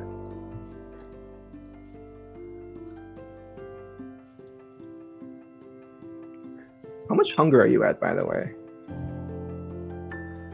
I drained that person to 0, so I'm pretty low now. I'm only at 1.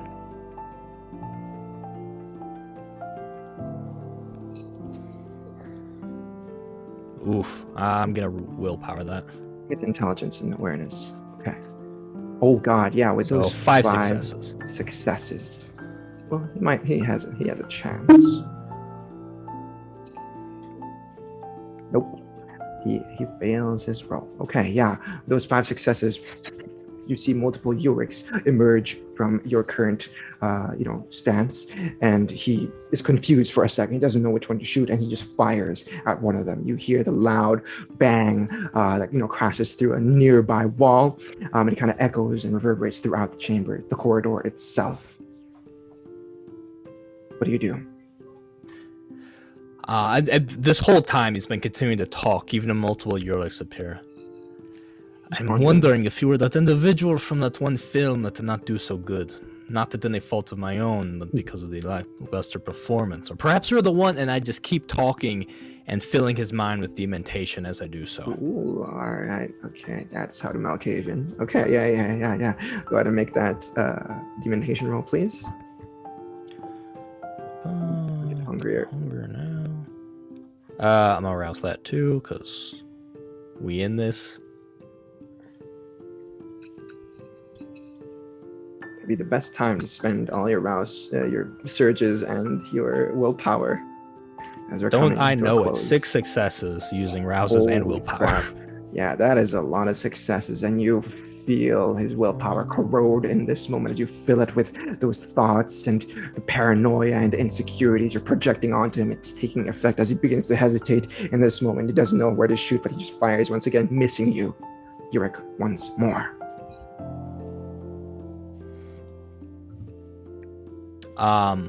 During all this, getting in his head, him shooting wildly, losing his mind, am I able to walk up and take the gun from him?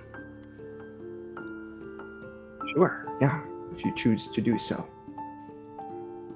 Actually, instead of doing that, I would, sort of putting one hand on the gun, talking about this, about his irrelevance, and I can't even figure out who he is, but maybe he could make something of himself. Maybe he could be part of something greater. Maybe he can actually be relevant by not being himself at all, but by being with me. And I would like to bite him and begin feeding during this. All right. Yeah, I need no rolls for this, as this dude only had so much willpower. You feel him give in, and you bite onto his neck, and you begin to drain him dry. Go ahead.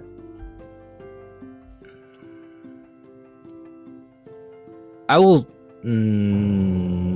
I'll probably stop just short of actually diablerizing him, though. That is quite unbecoming. Not a problem. If possible. I don't know if I need to roll to resist that. Mm-mm. You're not Banu Hakim, so... No, I would never. Banu Hakim. Right. So, feeding. How much blood do you take? Just short of diablerie? Enough drain to kill him, Okay. but not all right. enough to absorb this soul, if Take that his makes soul. sense. All right, so that's going to take a while. Yes. We'll go ahead and bounce the camera over as Yurik begins to feed on this individual. Both of you, Nia and Victoria, find yourself in a sort of open area. There's a circle around you immediately. To your left, there is a large tree. It has fruits growing from it. Apples, red, very bright red apples. To your right is a garden pallet, or a garden bed, rather. In this garden bed are roses. Red roses. You're forward, you see a stone path that leads forward onto the center of this garden. On the ground, because of your 10 successes, you see what do you want to happen? How does the cauldron of blood affect this person with 10 So successes? this would- She rolled a So 2. this would be Juliet rolled a 2. Mm-hmm. She That did. means that makes the difference 8. So she takes 8 points of aggravated damage, and her hunger goes up by 8, Let's just which say would she cause her to exploded. frenzy. She explodes. She exploded. Yeah. Let's just say she exploded as she transported the both of you in this location, and the ground is just covered in bits and viscera and entrails and such. It's just disgusting. But that rich blood, you get a taste of it, yeah. That your sire's blood.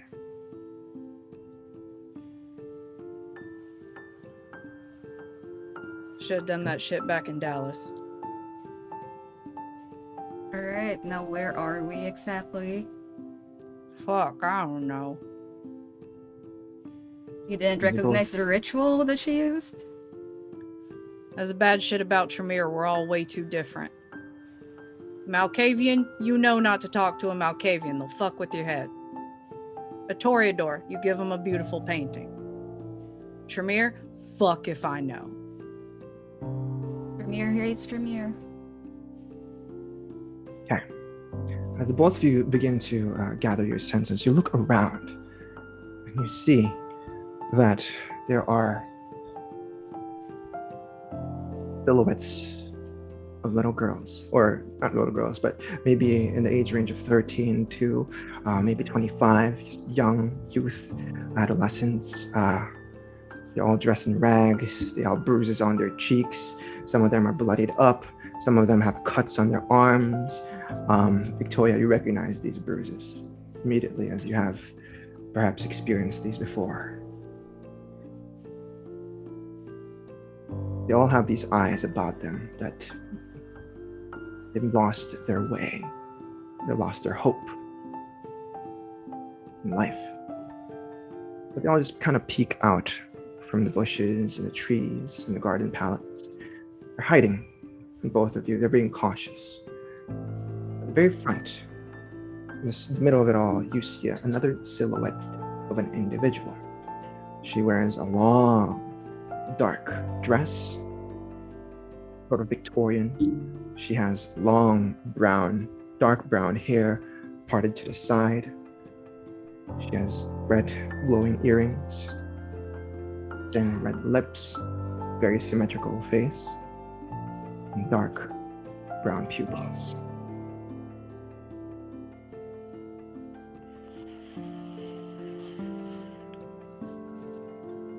Victoria, children. what's going on? You look like you done seen a ghost. Nothing. The children of the it reminded me of my past. It's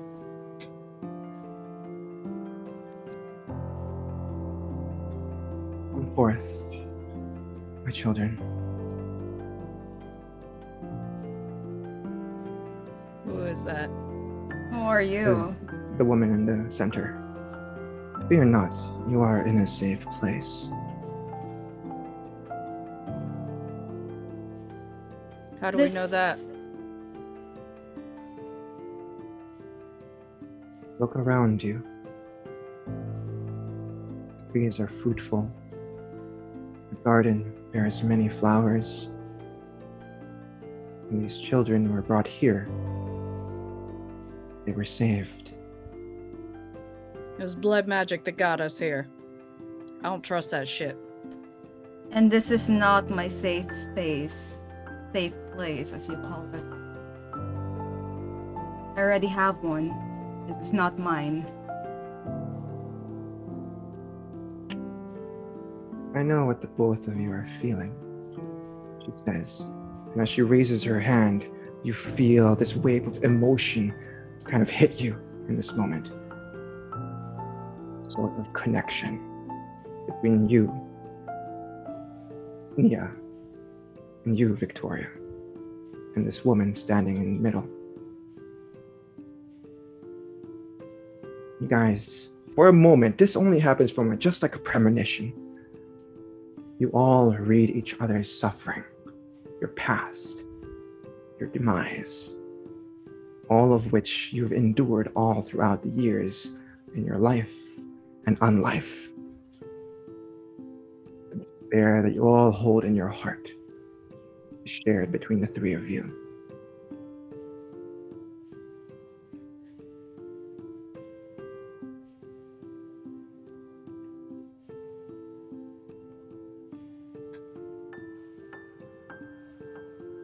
I'm this. terribly sorry for what you've gone through, children.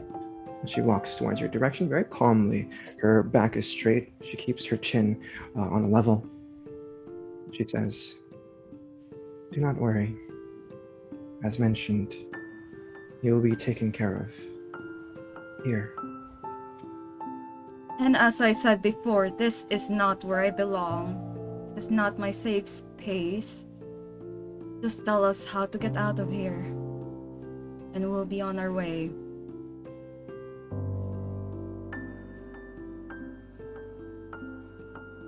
She studies you, Victoria, and her eyes slowly drift towards Nia. You can immediately feel her presence, Nia. She is old, much older than the both of you combined. I want out of No. here. Please.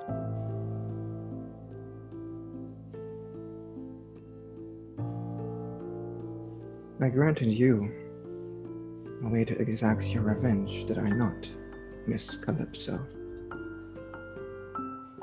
If I got you to thank for that, for Juliet's parts on the floor, I thank you for it. But I got someone I love very much that I need to get back home to.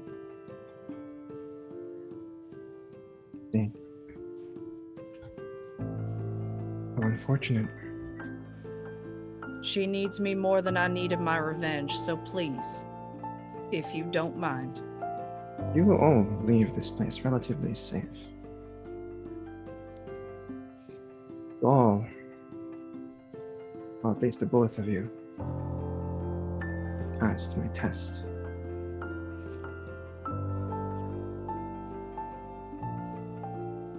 What test?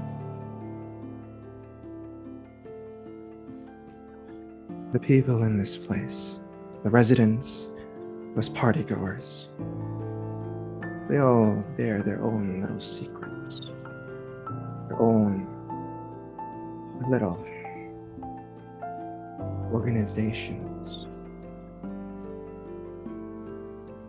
Miss Boyles brought me these children. I heard human trafficking was a very big no-no in this modern day.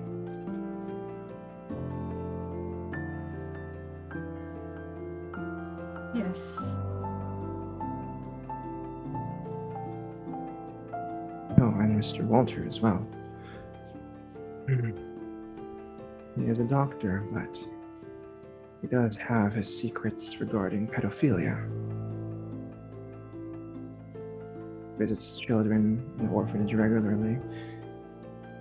Very disturbed old man. So you protecting those that were victims of the shitty. And that's why the Mentioned. whole building has to die. Is that it? For us to understand the world better, we must sacrifice those unworthy of living, those that truly have twisted minds and hearts, those that are unwilling to change for the better. And as this I tell you happens, oh, go ahead. And she says, I tell you what. You let us go home.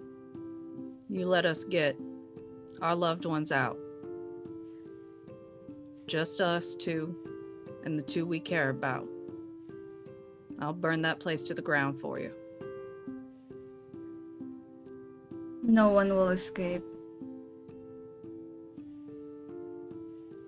Those that deserve to live have already fled and left. Only those that are guilty will remain and perish.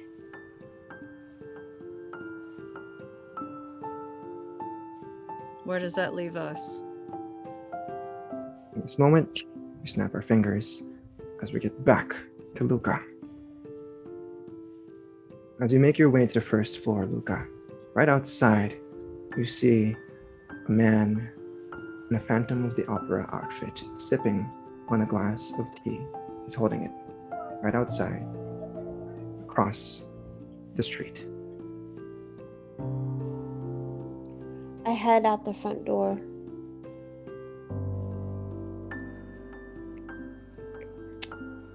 And I just look at him.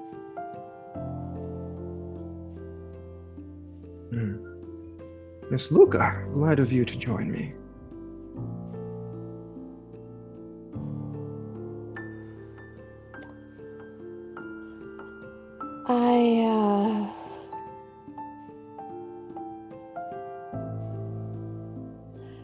I just need a minute.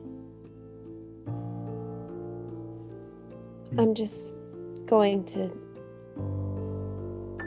have a seat here on the ground. Oh, there's a bench somewhere there. Let's just say that. But would you rather sit on the floor or on the bench, wherever? If the As he bench said- is close by, I'll sit on the bench. Yeah, he sits there with you as he sips on his glass of tea, his cup of tea, as he says, "Very well done." What? Oh, I'm simply commending your decisions this evening.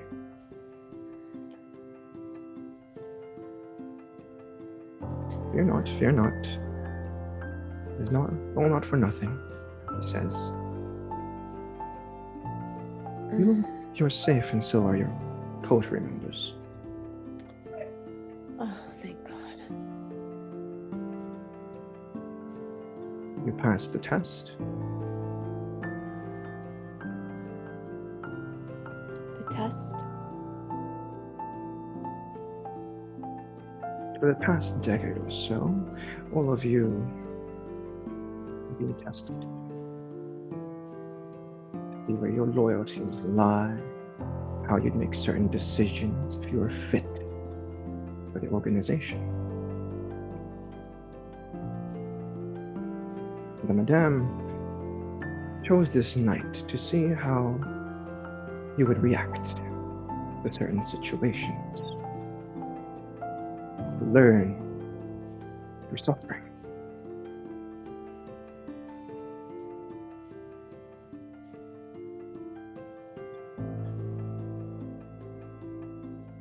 I don't ever want to talk about this night or live through another night like this ever again.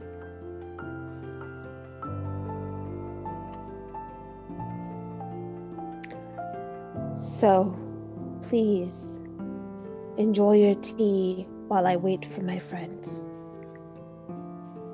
I respect your wishes, Miss Luca. But I believe you might find this read a bit interesting as you wait. And he kind of pulls out a folder from within his jacket, or his coat. And in this folder, if you choose to open it up, are profiles. All profiles of the people who attended the party, including yourselves. As you flip through them one by one, you would notice all of them have their own dark past or dark doings, starting with Miss Susan Boyles, right under her name, after her, her bio data and all of those things. You would see at the very bottom, human trafficking. So through, you see Chris Walters, pedophilia, child pornography. I've seen enough. And for the audience, as she kind of peels through, we see all these individuals kind of have their own dark doings, as mentioned. Abusers, philanderers, corrupt businessmen, all the like that attended the party. People who don't deserve a second chance at life if they were given any chances at all. As we flip through the very last page, we see an image of Victoria Hart. At the very bottom, you see heir to the throne. And instead of instead of Hart next to her name, it is listed as Hardestat. And the symbol is right in the center of that page.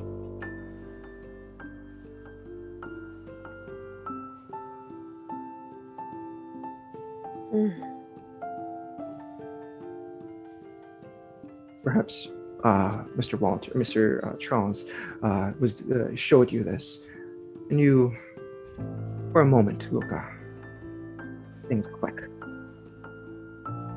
Things are beginning to make sense for you.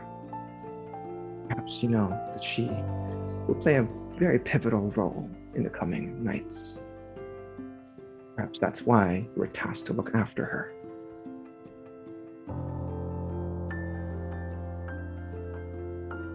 Do you just choose to wait there for the rest of the evening? Yes. Okay. Bounce the camera over to Yorick. As you finish feeding, you feel your heart stop for a moment as everything around you turns upside down. You are unable to move. You are in torpor. Because you were too busy feeding, you didn't realize that someone had come to stake you. Your senses are still active, and we'll fast forward time just a little bit for you to be brought somewhere else.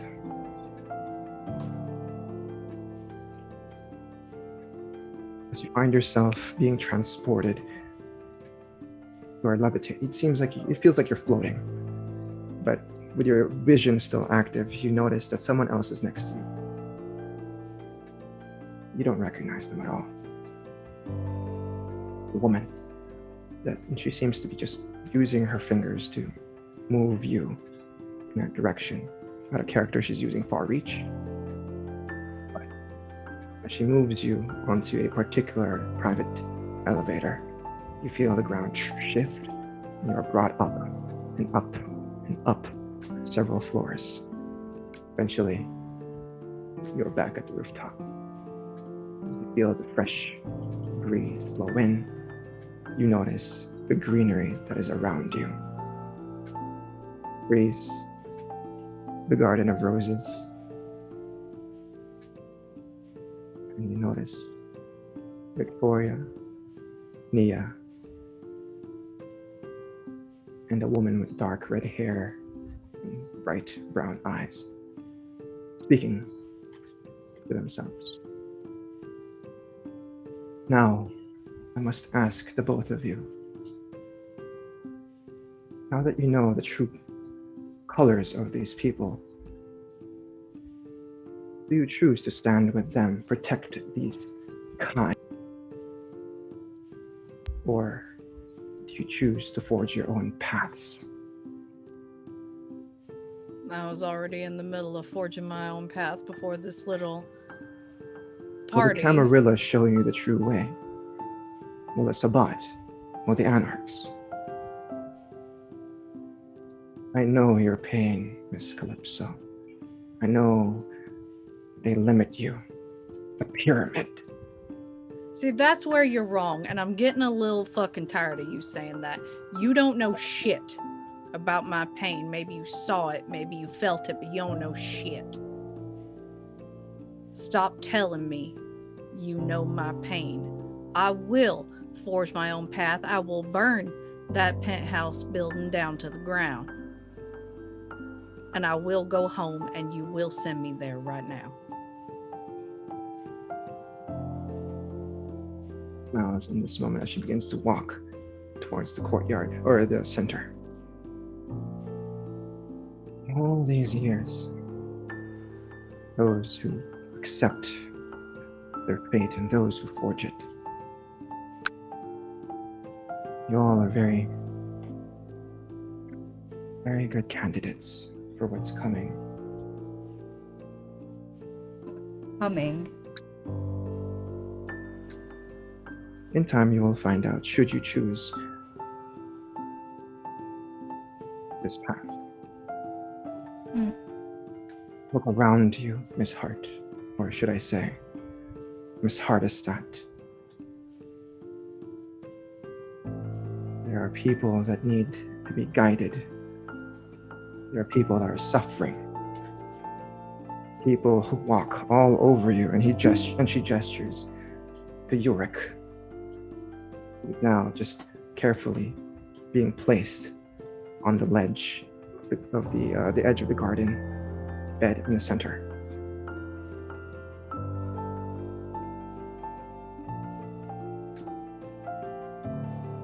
Miss Calypso, you're always welcome within the sisterhood, if you choose to be. You've proven yourself worthy. We bear knowledge for you.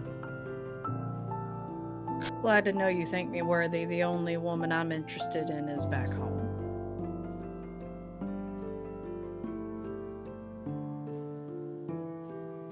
I understand. And your wish will be granted. And in your heart, Calypso, Miss Nia, do you really want to leave and not find out what's going on here? Yes. She, Nia, at this point, feels like a puppet. And that is how Juliet made her feel. So she wants to go home and go back to Luca. Okay. In that moment, snaps your fingers. You find yourself outside the Ivory Estates, seated right next to Luca and Mr. Charles. Disregarding Charles entirely, she's just going to grab onto Luca extremely tight and kiss her. And I kiss her back, and then I just hug her and hold her, and I say, I'm so sorry. And she's just going to take off her hat and bury her head into Luca's shoulder.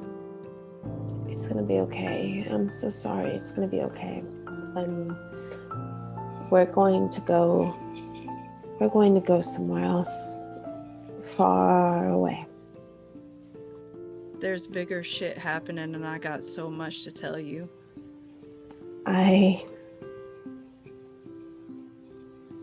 Yes, we have a lot to catch up on. Right now, I just want to sit here with you, if that's all right. Yes. As they share this moment together, step back. Rooftop for our final scene. Miss Hardestat, seems your path has led you here in this moment. All the steps you've taken, all the suffering you've been through, all that experience is now culminated into this very single minute.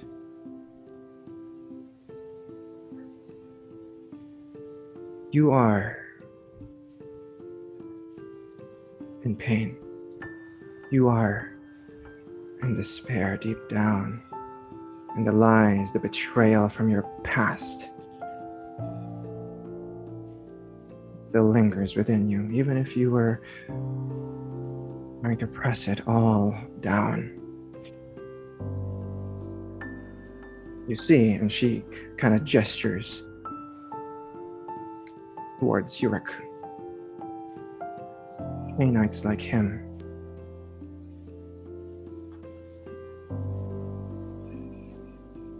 they are unworthy, plagued by the beliefs of Cain.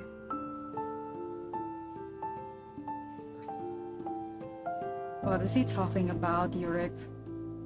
Yurik's staked, right? He's in torpor. Oh, he's in torpor. Oh, listen. The only religion that I am interested in is with his Lord and Savior Jesus Christ, and nothing else. You think it was your faith to a non-existing God that led you here. I'd like to believe so. Plus, You will see there the are truth. more important things right now that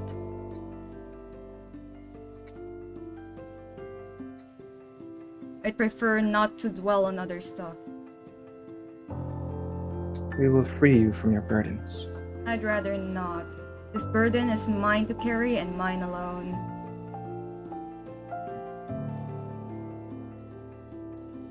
And do you not wish to know more about your past? Listen, the moment I Your tried future. to listen or to figure out about my past, it She all holds up her hand as she just shuts you up in this moment. You feel that power. And she makes you understand in this moment. You feel it. The knowledge, the power, the information that was kept from you all these years, the way that your loved ones betrayed you, the way they manipulated you all your life. You see your sire killing all of your family members. You see your coterie members from before plotting against you, and you see Enrique. He too had some plans for you. And the slither of truth is there, and it lingers in your mind. There is much more for you to know. Do not worry, this is no form of bonding or slavery like your rituals. We only seek to free you from the truth, as this is the way.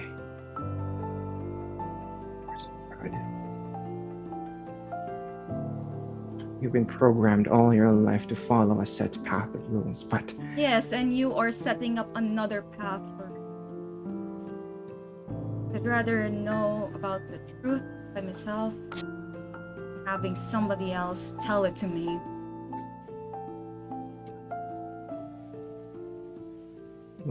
if you'd like to know the true path, then take this dagger. One of the individuals walks over to you, hands you a silver knife.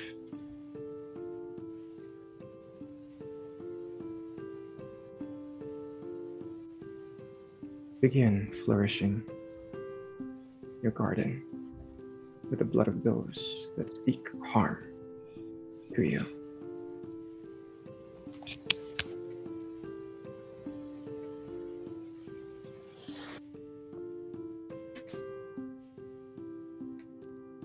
What's your name?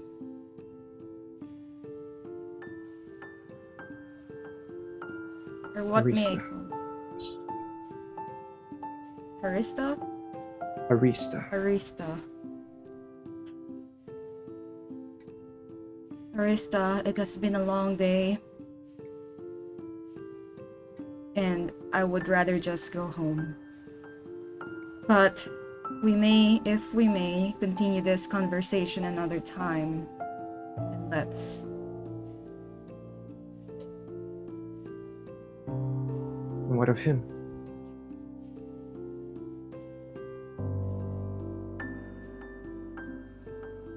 I don't pass judgment on others.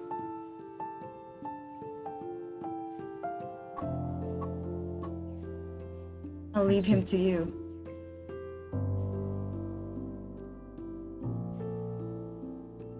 Perhaps we may discuss things at another time, or at the top of your temple, and you see a vision of a dark tower rising in the Midwest, a dark tower that is soon going to consume the world. Dark tower. On top of it sits a man, very muscular, long, dark hair, bearded. And you hear the name, Pain.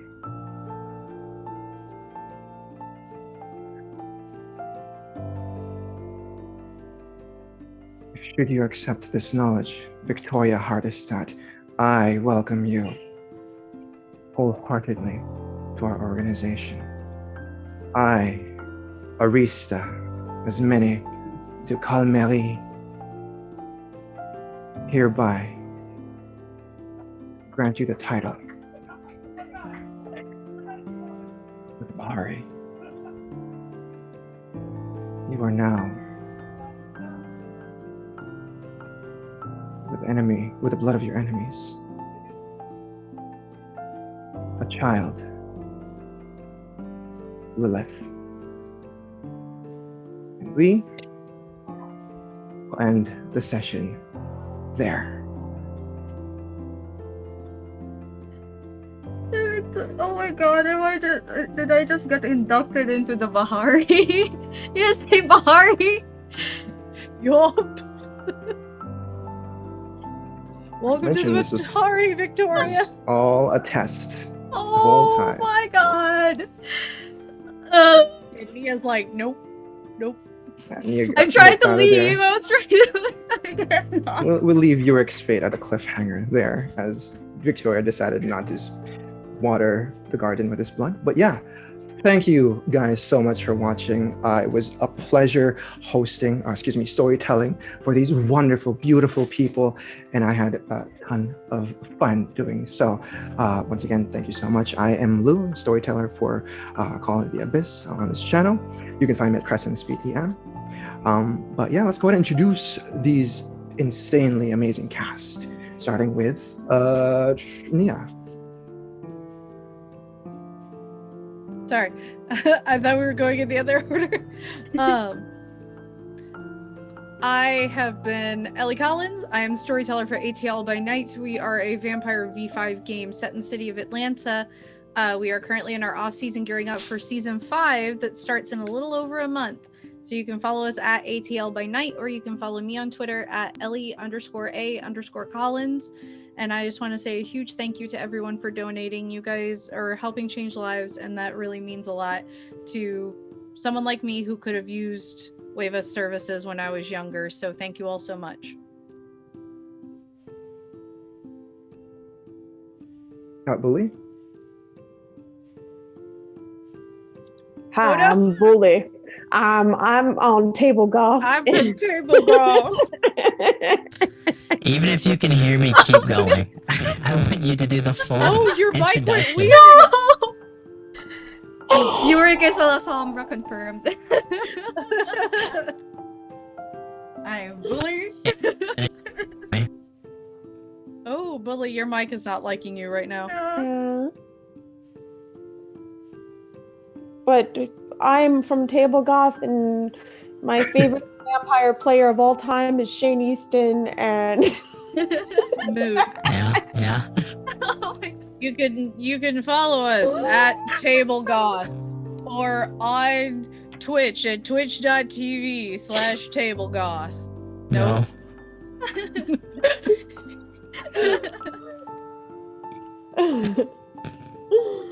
That was perfect. If you can hear me, then I have nothing else to say. You sound like a Why does it chipmunk. sound like that? Oh my sound like goodness. You're like a What is chipmunk. happening right now? you should have done that the whole time. That should have been your Should have been Yurik's voice. It's real? That's actually Bully's real voice. Oh my god. He's Alright, been and- guising it the whole time. Yeah. Miss Luca St. John? Hi, I'm Shane Easton. I'm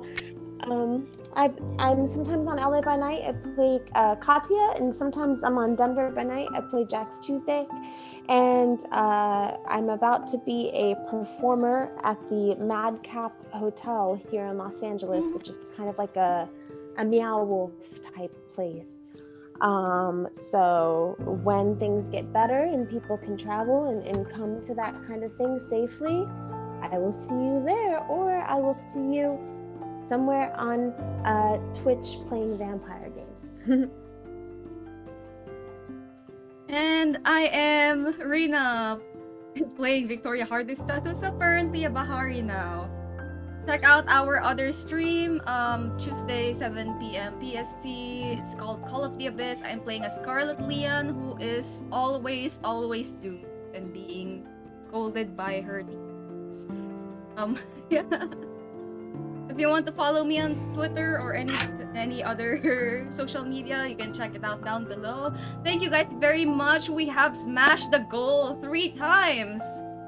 Up at 750. All of this goes to a really, really great cause. And again, thank you, Wava, for allowing us to support this. Again, if this existed during my time as well, I would have really appreciated it.